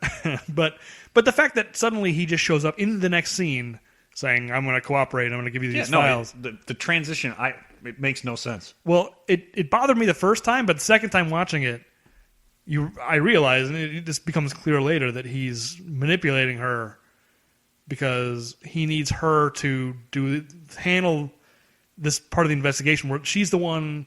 He gives her some evidence from DEA files or something. He gives her something, I forget what, and then she uses that to trace a cell phone back to that apartment building. Yep. And then his team just gets there first, and so basically she completely uses him and uses her and seduces her basically in order to get what he wants. And that's, it makes sense when you realize that. I'm just like, well, why is this change of heart? Suddenly he's angry at her and doesn't want to talk to her. Suddenly he's there sharing information and sleeping with her. It's like, yeah, but that's what's happening. I agree with you, and I see that. It still feels like something's missing because it's a real fast acceleration. And again, to cut from inside an office to no explanation why she's now in her pool at home swimming naked, and how he's just walking up, kind of creepy, right? Yeah, it's in a lot of ways. Your explanation, I think, makes sense, but I still think there's at least a scene, if not two, missing in between. Yeah, and I think the movie could have done a better job selling Arnold's manipulation and kind of, because it's a real, it's Arnold really taking advantage of her when it comes down to it. And Right. it's one of those things where this character is very much an anti-hero.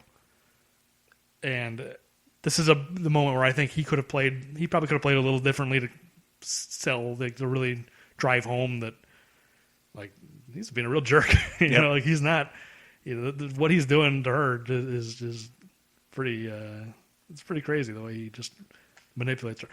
The part of it that is hard to buy is her just sleeping with him. I mean, I don't know where that's coming from. No, at no point in any of this did there seem to be any interest. It's just out of nowhere. But I guess it's either stuff that's cut out of the movie, or it wound up being we need a plot device to have him manipulate her, so it has to be seduction. Yeah. So, I mean, yeah, it's strange. So the next morning he's driving away. Harold Perrineau sees him, he gives her a hard time about it. Yeah, more of this banter. More of the banter that I am not a fan of, but okay. Well, but at the very least, did you enjoy the line, because she gives him the files, and he's going through the files, and he goes, "This dude looks like Mario from Donkey Kong." Yeah, I forgot about that one. That is pretty good. He's dropping a lot of weird references, which again makes me think maybe a lot of the dialogue was improvised. Because then the next scene is where she's going like, "We need to get this warrant, this arrest warrant for these the cartel guys," and he says something like, "How are you going to justify to the judge where you got this file?" And he says, he makes some reference to like a secret squirrel. It's like, this secret squirrel file you got. It's like, what a weird reference. It's like, this secret squirrel of all the things. I almost lost on me. I actually didn't get it. Oh, you don't remember Secret Squirrel? No. I mean, it's before our time, but it was one of those things. It was an old Hanna-Barbera cartoon. Oh, they used to play it on USA and like the. I like to think I get most references. That one, I'll admit, was over my head. Yes, I think that's Harold Perrineau dropping that in himself. Yes, they track down the cell phone to the apartment building, and she tips off Breacher, which I guess he just assumed that she would tell him when they find. Yeah, I'm not. I had to assume that the text he gets when they're sitting around waiting and then they get it had to come from her. I didn't know one wire motivation to do it was, but then even it was a big leap on Breacher's part to think that she would share that before the fact. Yeah, Huge leap. And the fact that they get there before the SWAT team does. Right. Which they do. They get there well ahead of the SWAT team. Yes. Maybe they're just... They may be more cavalier where the SWAT team is really planning things out because they, I guess, have less reckless abandon with their lives. Probably. They had to have a meeting first of just like, here, doing a chalkboard, here's what we're going to do, etc. While they're doing that, Breacher and his crew are just they're already driving. They don't care. They've got one person who's delirious and completely strung out on all kinds of drugs, and the rest of them are just along for the ride. Yeah. So the one thing on the ride over I do want to highlight at 109.27, there's another toilet, and this one is filled with yard waste. So for those that if you're going through, it's briefly on there. I happen to notice it, and just because of the disgusting toilet from before and my second time through, I'm like, oh, there's another toilet, and I'd pause and looked at it. It's just, it's in a yard as they're driving through. And I don't know if it was intentional, like the movie put it there, or they just happened to have that in the scene, but it's just filled with weeds and yard waste. I missed that. While I'm doing my body count, you're doing your toilet count. Yes, the toilet count of 2, and they're both disgusting with different types of waste. I missed that toilet for sure. As I clear this apartment, I did like the detail of we don't know which unit in this apartment complex it is, so we got to clear the whole thing, and they go through one by one. Yeah, I thought this was a good action sequence overall. Again, pretty graphic. The only thing that I had an issue with is when they get down to the last guy, all the way up through the last guy. He's taken a hostage. They've been through this whole building. Why didn't he just run? I mean, he could have been gone. Right. That I didn't understand. Other than, I guess, to show how good Monster really was. Not good in terms of a person, but just effective, maybe, rather than good. Right. That was my only problem. But overall, I thought it was pretty good. And it also showed, I guess, the militarization of police in the United States in some ways. That, what it's doing to the rest of the people in that building, it's terrible and terrifying. Yeah, it is. And nobody there seems to, it doesn't seem to be a surprise to them, like it probably happens too often, where there's nobody there with any probable cause for being there and effectively really terrorizing them. And So I don't know if that was intentional and a message they were trying to get across, but it's certainly something I took from the movie. No, I agree. It feels like these people they've been through this drill before, Right? Multiple times. Just probably not the DEA, but some other law enforcement. Some cops been through there. Who knows? But yeah, it's also scary. Like they're clearing this building. They're in someone else's apartment. Right. When the guys like open fire, it's just like the movie doesn't show any civilians getting hit, but it's just like the whole time this movie is so like realistic. Later the chase at the end of the movie, there are some civilians. Yes. So it's like I was just waiting for that shot. I'm kind of surprised at the restraint. To be honest, it's just like I'm just any moment now. There's gonna be a shot of some civilian taking a bullet to the head. See, and I thought the reason why they had the restraint in this scene is because when you get to the end of it, Breacher just says this is effectively your mess to clean up, which I don't think that's how it would work. But it particularly could not work if there were civilian injuries or certainly casualties. Yeah. There's no way they could just walk off the scene. Oh, for sure. They were not there in any official capacity at all. No. They're basically just vigilantes doing their own thing. Yeah, they would be arrested for sure. But yeah, and so what the only other beef, again, I thought it was a pretty good action sequence. I think actually maybe the best in the movie was that then when the slow SWAT team finally shows up, how would they not know? They were like preparing as if they were going in and nothing had happened. There was all kinds of automatic gunfire. You're telling me nobody called the police? Even not necessarily within that building, but in other buildings in the area, and said this place sounds like a war zone right now. And somehow the Atlanta PD is showing up completely oblivious to what went on. yeah, you're right. They should know. Like as they're pulling up, they should be like, "Oh, something's already happening." Something's already happened, and they should be far more aggressive in terms of their approach to the building. Or maybe not aggressive, but they should. There should be an indication they know something's going on. Yeah, you're right. I didn't think about that.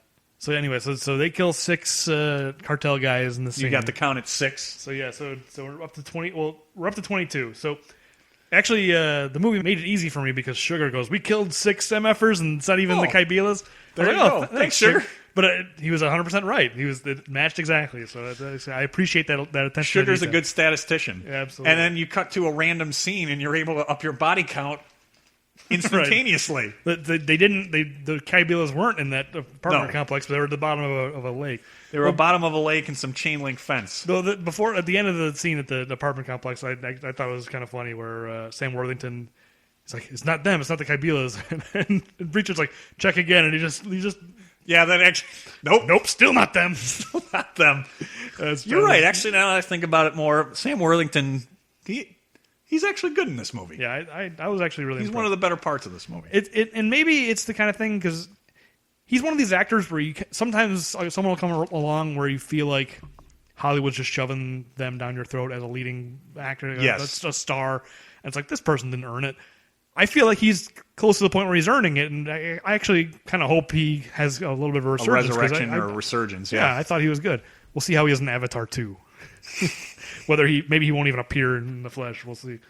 The Kaibilas are at the bottom of the lake. They've been dead longer than most of the murders have happened. They learn and all that. Yep, another 3 on the body count. So you're right. 25 we're at. And then so somehow the word of that gets back to Breacher's team that the Kaibilas are dead. It wasn't the cartel killing us, so it must have been one of us. Yes. And they all meet in the parking lot, and this is the scene. Like I was saying earlier, I feel like this is the scene where the movie goes off the rails. I mean, part of it is just because as an audience we're learning that it's not the cartel doing this, and I was just kind of going like, "Oh, that's less interesting." Right, that's a bad payoff. Yeah, and then just the whole thing of just Lizzie just like, "Oh, I've been sleeping with Sugar, bye." Yeah, that's what I had. It's like, where did that come from? Yeah, he even says, like, "What are you doing?" Yes. Yeah, I mean, Sugar doesn't get a lot in this in terms of lines, but I don't know. He's one of the better parts. Terrence Howard is one of the better parts of this movie too. He's a good actor. He's not in it enough. It's weird that he ends up being one of the main villains because it's not. He doesn't have enough screen time. No, really. It's out of nowhere. So many of these things, it does not feel like it was. If it was well planned, the plan that was planned was not executed, and it does not seem to me like the original plan was for Sugar to be one of the bad guys. Well, we're coming up on it where the way it's revealed that Lizzie is the killer is so offhanded. because they meet in this parking lot. She goes off with sugar, etc. And then Grinder decides he's going to turn state's evidence basically, or whatever. Yeah. And Breacher's basically like, well, I guess I will too. I guess if you're going to do it, I may as well. Which he obviously never had any intention to actually go through with it.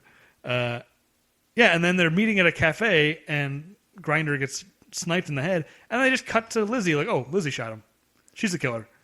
Like, there's no big reveal. There's no big reveal. He admits to stealing the money at that meeting, right? Which that's a huge piece of information, and I know there isn't time to react to it, but I don't think that Brentwood really reacts the way maybe that she should. I mean, I think she kind of suspected they stole this money. But then you get this, probably not an easy shot. At no point have we ever established we think Tripod was the team sniper. How does Lizzie have this ability? That's not something that you just pick up and do. Yeah, and it's a perfect shot. Right. And from pretty far away. I don't know what kind of gun that is, but it's weird because the movie kind of tries to play off her irrational behavior as because of her like addictions or whatever. But then, yeah, when it wants her to be the super soldier, it's like, no, she's got a perfectly clear head. She can snipe someone from 100 yards away. Yeah, I mean, I assume they all have all this training. They can all use a sniper rifle. They can all, breach a door. Like all, the fact that she can do it isn't the issue for me. It's the fact that she's in any kind of like a mental state to. Yes, there's many reasons why, but it also just feels like they were getting to a predetermined time limit on the running time of the movie, and they need to start wrapping it up because the bodies really start to drop pretty fast here now. Yeah, it really does feel like it. It's just like we gotta, we're going too long. We gotta just wrap it up as quick as possible. Get it the wrap it up box from Chappelle's show. Exactly. So yeah, Grinder's 26, and then we get the scene where she kills Monster, which this is another one of the time where they're kind of cutting back and forth. Yep. This one isn't as confusing, but yeah, she kills him. I guess we're seeing this just to show that she probably didn't have any intention of killing Monster, but then because he shreds her passport and now she can't flee the country, she stabs him just out of... It's true, but that's what I didn't understand. So she allegedly, I guess, kills Grinder because she was killing the other ones because they stole the money. Why not Monster? Why could he have not done it? I guess, unless you're to fill in as we have, she never left his side to know that he couldn't have been the one to steal it. I don't understand why everybody else would have been on the list and he wouldn't have been as well. I mean, again, like you were saying before, we don't really get enough of a picture of their relationship, but you do get the sense that even though she's like whacked out of her mind for most of this movie, she does care for him on some level and doesn't want to kill him. Because when she stabs him or whatever, she does like, "Oh, I'm sorry." Like I think she apologizes, right? Yeah, she does, and it's a lot of blood that comes out of that refrigerator later when he's discovered. Yeah, that's just there for shock value. Like the rest of the violence, you can claim like, oh, they're just trying to show what realistic violence is like in all its brutality. But this is just like it's like a slasher movie. Yeah, it's like from a Friday the 13th movie. Right. Well, also she stabs him, kitchen covered in blood, cleans up the whole kitchen, and then just stuffs him in the fridge. Like, why even bother cleaning up the crime scene? You're just going to stuff him in the fridge? I didn't think about that. Thank you. But then again, she's on a whole bunch of drugs, so it probably seemed like a good idea, and then she got distracted. So I'm just going to put him in the fridge. It's all that meth, like energy. She had to clean. I got to clean that kitchen. Just took a toothbrush to it. So yeah, Monster's 27. So you then get Sugar and Lizzie. To me, what they're playing Grand Theft Auto. That's actually what I thought when they took their hostage. They squeal, screech, get out, and take her out at gunpoint. All I could think of was Grand Theft Auto. All it needed was like a star to pop up, like a flashing star. You got a 1-star rating. Yeah, 1-star rating. That's immediately what came to my mind was Grand Theft Auto. And this hostage serves no purpose. Nope. Like they take this hostage, they meet him at the parking garage. I guess it's to lure Breacher to the car because he's going to see the hostage, but she shoots him in his backpack, in the vest too. That's what doesn't make sense. She's just been established that she took this phenomenal shot on Grinder and then shoots him in the vest. Why, if she can hit Grinder in the head from I don't know how far? Yeah, he's got a bulletproof vest and he's got a backpack on. It shoots him right in the backpack. I mean, it's because he's Arnold Schwarzenegger. And Yes, I he's mean, not I gonna be killed. understand why, but at the same time, it's you're giving me realistic violence in terms of the graphic nature. Yeah. Then they've lured him in because he's a threat, and she takes a terrible location of the shot. Yeah, and then we get this car chase. So this movie doesn't need a car chase. No, and It's not the kind of movie. It should be more of a thriller. It should end in a thriller way, not like Yes, it should be. It should be dropping somebody off of a building or something like that. Sure. Yeah, it's a lousy car chase. It does. They're defying of gravity in terms of she's in the back and Sugar. His driving is erratic at best. He's taking huge turns with somebody sitting in the trunk. It seems like he's trying to shake her off. It seems like he even says at one point, like, let me give him a 180 and just... Yeah, he'll never see this coming. But it's like, are you just trying to throw her out of the... There's just no way she stays in that trunk. No, and then there's another... I don't remember if it's the second turn, but there's one where literally she's the only one with a firearm. You've got Breacher, who's got the firearm, driving to... He's got a line of shot. He's had it where she's facing backwards. She can't take any shots at him because of the trunk lid. It's like, what is Sugar doing? It makes no sense. Yeah. Well, also, there's definitely moments where like the trunk lid is up. There's no way, but somehow Breacher shoots out the back window, even though the trunk is in between. Like, none of it is. It's like the core. You can tell this thing was either a reshoot or just not. Maybe they didn't even really expect to use it because they shot a bunch of different endings and. I don't know if this was part of the original shoots, if they went back and did reshoots, but it feels like a reshoot. Just like, quick, let's just we got to shoot a car chase because that's what the studio wants. Yep, we need a car chase and we need to wrap this up. And it's pretty bad. There is some civilian casualties here. Yeah, those are the most brutal. They're pretty rough. A woman gets shot in the head just in her car, and then Sugar hits a bicyclist, and both of those are just they're rough. I don't know if it's just because they're innocent people or because they're just. The blood splatter, because it's like, you look at like Pulp Fiction, Marvin. Objectively, if you just look at the gore, that's way worse. But in that movie, it's funny. Whereas this is the just tone or what? Yeah, with the delivery and tone are completely different. Oh, it's really rough. And again, I don't think you're very squeamish. I'm certainly not squeamish. No. But it was pretty rough. And then Sugar can't see, and things don't end well for Sugar. Yeah, I wrote down in my notes: the bicyclist causes brakes to not work. I missed that one. Thank you. I mean, I guess he can't see where he's going, but if you can't see where you're going, hit the brakes. Right. Guess what? I don't care if you're in a car chase or not. But yeah, so we're the body count's at 31 if you count Lizzie, because two innocent people and then Sugar and then Arnold Lizzie, comes up. Who just wraps it up and says she wraps it up with a bow of why she did it because they took the money. Well, the way she delivers that line, he says, "Why, Lizzie? Why'd you kill him?" And she says, "Because they took the money." Huh? And the way she says, huh, it's kind of almost like she's saying, like, huh, you buying this? Huh? I took the money. Yeah, so he shoots her. She's going to die anyway, right? It's like... it looks pretty bad. She's got at least a broken arm that's sticking out. It doesn't look good for her. Brentwood is so shocked. Like, what are you doing? She's reaching for her gun. She's already dying. She killed a bunch of his guys. Why is she's so shocked? Like, how could you kill her? Of course he killed her. Yeah, it's weird. This entire sequence with Brentwood is not very good, and I don't think works very well. Yeah, the whole third act, everything after that parking lot scene doesn't work well. It's a disaster. The whole end of this movie is a disaster until the moment where he pulls a Batman and disappears. So he does. He pulls a Batman, disappears. They all look around. Another whodunit. Again, I don't know how he disappears. But I don't think he's fleet of foot. But man, I'll tell you, this Mexico scene at the end. I mean, there's two scenes where he gives. I loved him putting the money.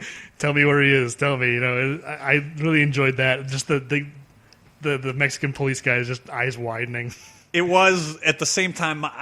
This came down to me for the plot. It's $10 million. I really believe that he could have bought that cop off to get the information for, let's say, $1 million. $1 million is a lot of money. Okay, $1 million is a lot of money. And then then this whole movie, all of these issues, if he didn't need $10 million, he could have given $1 million each to all of his team members. Then you're going to come back to me and say, then you don't have a movie, though, is the issue. But it seems like it wouldn't have been enough because he keeps having to stack. He puts all his money on that table, literally. Like he does put it all. I found that to be too. It's one of those things. Some of these movies, I don't understand why they don't just adjust the dollar amounts in terms of the stakes.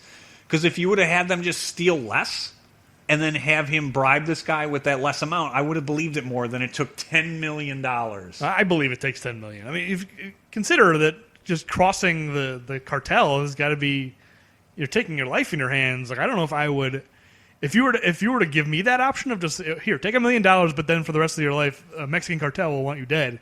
I don't think I would take that. Maybe. I think $10 million is probably my price. Like, that's around where my cutoff would be myself. I guess what I'd say is whatever the price is, it does get him to finally the ending, and the ending that they chose. To me, it was interesting. It was kind of fun in some ways. It's a weird fit for the rest of this movie, which is so brutal and yes. Like tonally, it's completely different tone. It feels more From Dusk Till Dawn. It's so clearly tacked on. I don't care. I loved it. I think this last scene redeems the whole end of the movie to me. It was all worth it because I love him in that cowboy hat and vest. He's just like, I loved Cowboy Arnold. He does it was entertaining. It was tone. Okay, to me it was the tone did not match at all, so it was confusing to me. Now what I will say is that I did enjoy it, but I feel like it's an ending to The Last Stand or a different movie post Governor, kind of return. And a better movie probably. Yes, and probably to a better movie. The whole last shootout, the whole scene, I feel like it nailed every single detail. It doesn't miss a beat, I think. Even though it doesn't fit at all, I love the texting bodyguard just not paying attention. Yes. I love he goes in there and he finds Bruno, and Bruno's about to do he's about to do a bump of cocaine, and he puts a gun to the guy's head, and he still does the cocaine. He's does it. Has to get the last word in about actually some horrific stuff with Breacher's wife. Yeah, but he takes the high ground and says, "I could go after your family, but I'm not like you." Yep. Which I think works. And again, tonally, it does not fit with what I think this character was supposed to be. But no, but in a vacuum, as an isolated scene, as an isolated scene, it is a lot of fun. What I love the most. Completely implausible, but fun. He's killed. You'll have to get the body count, but he's done it with pistols, not automatic weapons. He has taken what appears to be what I've taken away from the movie, a fatal shot, but he's closed the circle. But it's great that he still has time for his cigar and to finish his drink. That was fantastic. And the music cue at the end too. The music is by a guy named David Sardi, who I've never heard of, and he hasn't done a ton of stuff. But the music at the end of this movie, it's just a really cool, like, just badass, like, he's done it and he's gotten his revenge and he's just gonna have his drink and and he's gonna die. And I was gonna ask you for your opinion about that, of whether Arnold is on the body count. I think he's on the body. I think so too. He bleeds out shortly after the credits. Which is funny you mention the music here, because really you haven't mentioned it anywhere else, and there's not much to mention in this, and it's a weakness in the movie. Well, there's just not a lot of music in general. It's played in a kind of more like realistic way. It's not, there's some. It's just not a ton. In the action scenes, there's definitely music, but it's not necessarily noticeable. It doesn't stand out anyway. But this, I don't know what it is about this music cue at the end, or just like pounding drums, and it's just like it's weirdly triumphant in a movie that hasn't earned that triumph in any way, but somehow that scene and that music and it all came together. I just think that's a great ending to an otherwise very deeply flawed movie. In terms of it, felt more tonally like an old Arnold Schwarzenegger movie. It was fun. It did not feel like it fit with this. And I wonder what's funny is if it was a rewrite of an ending, I wonder where and who it came from. I don't know. I thought it was great. I thought the ending was great. I thought the first hour and 20 minutes of this movie I was really enjoying. It falls apart, and then it picks up the pieces and puts itself back together again in that last Humpty scene. Dumpty, it redeems itself. Yes, I don't know if I would necessarily say I would recommend this movie because it's not a good movie, but I enjoyed watching it, and I may end up buying this on Blu-ray. Oh wow, there's no way I would have ever thought you would say that. Honestly, seriously. So for me, I mean, there were parts that I liked. It does have that 48% body fat. I will tell you is a great line, and one of my it's. I didn't know it existed, so it will go into my Arnold lines of some of my favorites. It's definitely not a movie that I would recommend, but I am glad that I watched it and that we've done the podcast on it now. It's certainly a big shift from Batman and Robin. So I'll be curious to hear where we're going from here, since you've got the next pick. So I have the next pick, and we've got some business to tend to. So we got the final body count was? Yes, it was 39. 39, and in terms of graphicness, this probably will be the... Commando will have a higher body count, but will not be anything in terms of stomach churning as the 39 in this one. But statistics are statistics, and as of now, it's still not our champion. Yes. As brutal as the violence is, Last Action Hero is still the reigning champion, Which is amazingly. So shocking. It is. And so now the pun count, I don't think there could have been any in this. I was going to say, maybe you caught one that I missed, but as far as I can tell, we've got a big fat goose egg. Big 0 for the bad puns. Plenty of machine guns, but 0 on the bad puns. Yeah, it's disappointing. And not even one. I was trying to find one. So I have my business to tend to is this will be the 6th rule in a crisis situation, which is if you don't know what to say, just curse as profanely as you possibly can.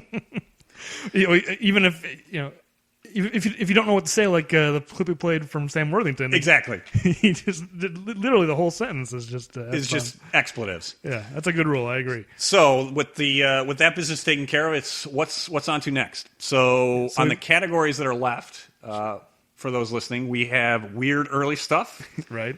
And we have pre-governor decline, right? And then the last, which is already a predetermined, it will be one of the Terminator movies. Yeah, we should have addressed it in case anyone's wondering why we're avoiding the Terminator. We just kind of decided let's just finish up our season. We're going to do this 8-episode season in quotes, but Terminator's going to come last. So basically, you've got your choice between weird early stuff, or that's pretty slim pickings there. But it's slim pickings, but I'm very excited. I wanted to go with weird early stuff. Okay. So I'm very excited. I have selected Stay Hungry. And I'm going. I had to purchase this a used copy. We can rent it on Amazon, but it is not available in any other sources. So you can either stream it on Amazon by either renting or buying. I decided to get a physical copy. So let me give you the back of the jacket to Stay Hungry, starring Jeff Bridges, Sally Field, and Arnold Schwarzenegger. I didn't even notice that you brought in the yeah, DVD I snuck it in so you wouldn't see it. I did not see it. So here's the synopsis. When entrepreneur Craig Blake buys a small gym, he fully expects to demolish the place to make room for a high-rise. Instead, he finds himself drawn into a world he never knew existed. From a perky gymnast who wears her Hard Hunter leotard to a philosophizing Mr. Universe hopeful. Oh my God, which I'm so much looking forward to. Oh, I didn't know that was a part of that movie. The freewheeling spirit of the gym touches Craig in a way he never expected and plunges him into a hilarious off-the-wall plot to stop his high-rise from ever rising. I don't know if that's a double entendre with him. I have no idea. Right. I am so looking forward to this movie, and this will be our second in a row for me. I don't know if you had seen Sabotage before. I don't think so. No, not before. This will be number 2 in a row for me that I have never seen before. This one, more than Sabotage, I am very looking forward to this. That definitely sounds very interesting. It's funny because I'm going to get a lot of 70s Jeff Bridges in my life because recently I just watched King Kong 76. Wow, I've never seen that. It's not good. Okay. It's it's funny because this is a tangent, but as a kid I thought I'd seen King Kong 76, but I hadn't. I'd seen the sequel to that called, I think, Kong Lives or something. Linda Hamilton is in it. I remember even as a kid thinking, like, this is terrible. This is a bad movie. And I wanted to watch it again just to remind me, to see whether my memories. But yeah, don't watch King Kong 76. It's not good. But Jeff Bridges is in it, and so now I'm going to get more 70s Jeff Bridges. I watched Tron like a month ago too. It's you're getting all kinds of 70s Jeff Bridges coming at me. Well, this one I'm very excited for. Yeah, so it'll be. I'm excited to watch it. It's another movie we've never seen. So stay tuned for Stay Hungry. Stay tuned for Stay Hungry. That'll be our next episode. Again, we said earlier this is the first one going up since we've started putting these up. So if you enjoy the podcast, definitely tell your friends, give us a good review on iTunes, run your podcast app of choice, because we're not getting a ton of listenership yet. It's not. We're doing this just for fun. We're not expecting to set the world on fire, but it'd be nice if people are listening. So if you enjoy it, spread the word. It would be much appreciated. We appreciate you listening for sure. Yep, appreciate it. And as noted, you can reach out to us for in multiple different channels, and we certainly, if there are movies or suggestions as we go along, we're certainly open to them. Yeah, so you can reach us at questions@bpamg.com. That's our email address. Our Twitter account is @BadPunsPodcast, so you can find us there. So yeah, we're a couple of months ahead of things. We're recording this in November, so this won't go up until January. So, but we're definitely keeping an eye on all those the email and the Twitter. So feel free to reach out to us. Anyway, that's the episode. It's very Sabotage, strange movie. Indeed. So we'll see you next time when we talk about Stay Hungry. We'll see you then.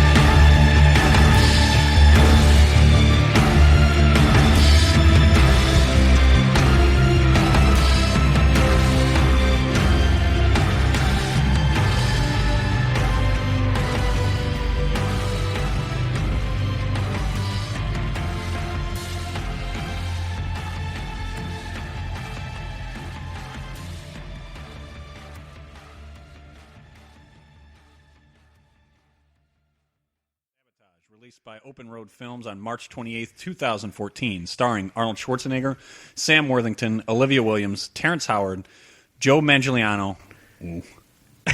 Let's do it again. Manganiello, right? I think it's Manganiello. Manganiello. I'm gonna write it down because I don't even know. That's my guess. But there isn't either. Manganiello. I'm gonna go with. Should we look them up and just see if you can find the phonetic pronunciation? I think it's Manganiello or Mangello. You were right. I think Manganiello. This says Manganiello. Manganiello. All right, or it's J, right? I think J's. Yeah, that's a J. Manganiello. Or maybe it says Manganiello. Does it say it? I mean, can you get an audio or no? Probably not. No, I don't think so. All right, wait. I don't think it's that important. Just say Manganiello. Right. I don't know if that's right. But. Okay, Manganiello. I think that's right. I'm gonna go with Manganiello. All right. Is it Perinu or Perino? It's probably Perino. It's Perino. Yeah, it's Perino. Manganiello. A lot of tough names this time. Manganiello, Perino. Joe Manganiello, Harold Perino, Josh Holloway, Mireille. Damn it. I know you drew the short straw with this one. I had the easy one last time with Clooney and yes. I didn't have anything that tough. Okay, Manganiello.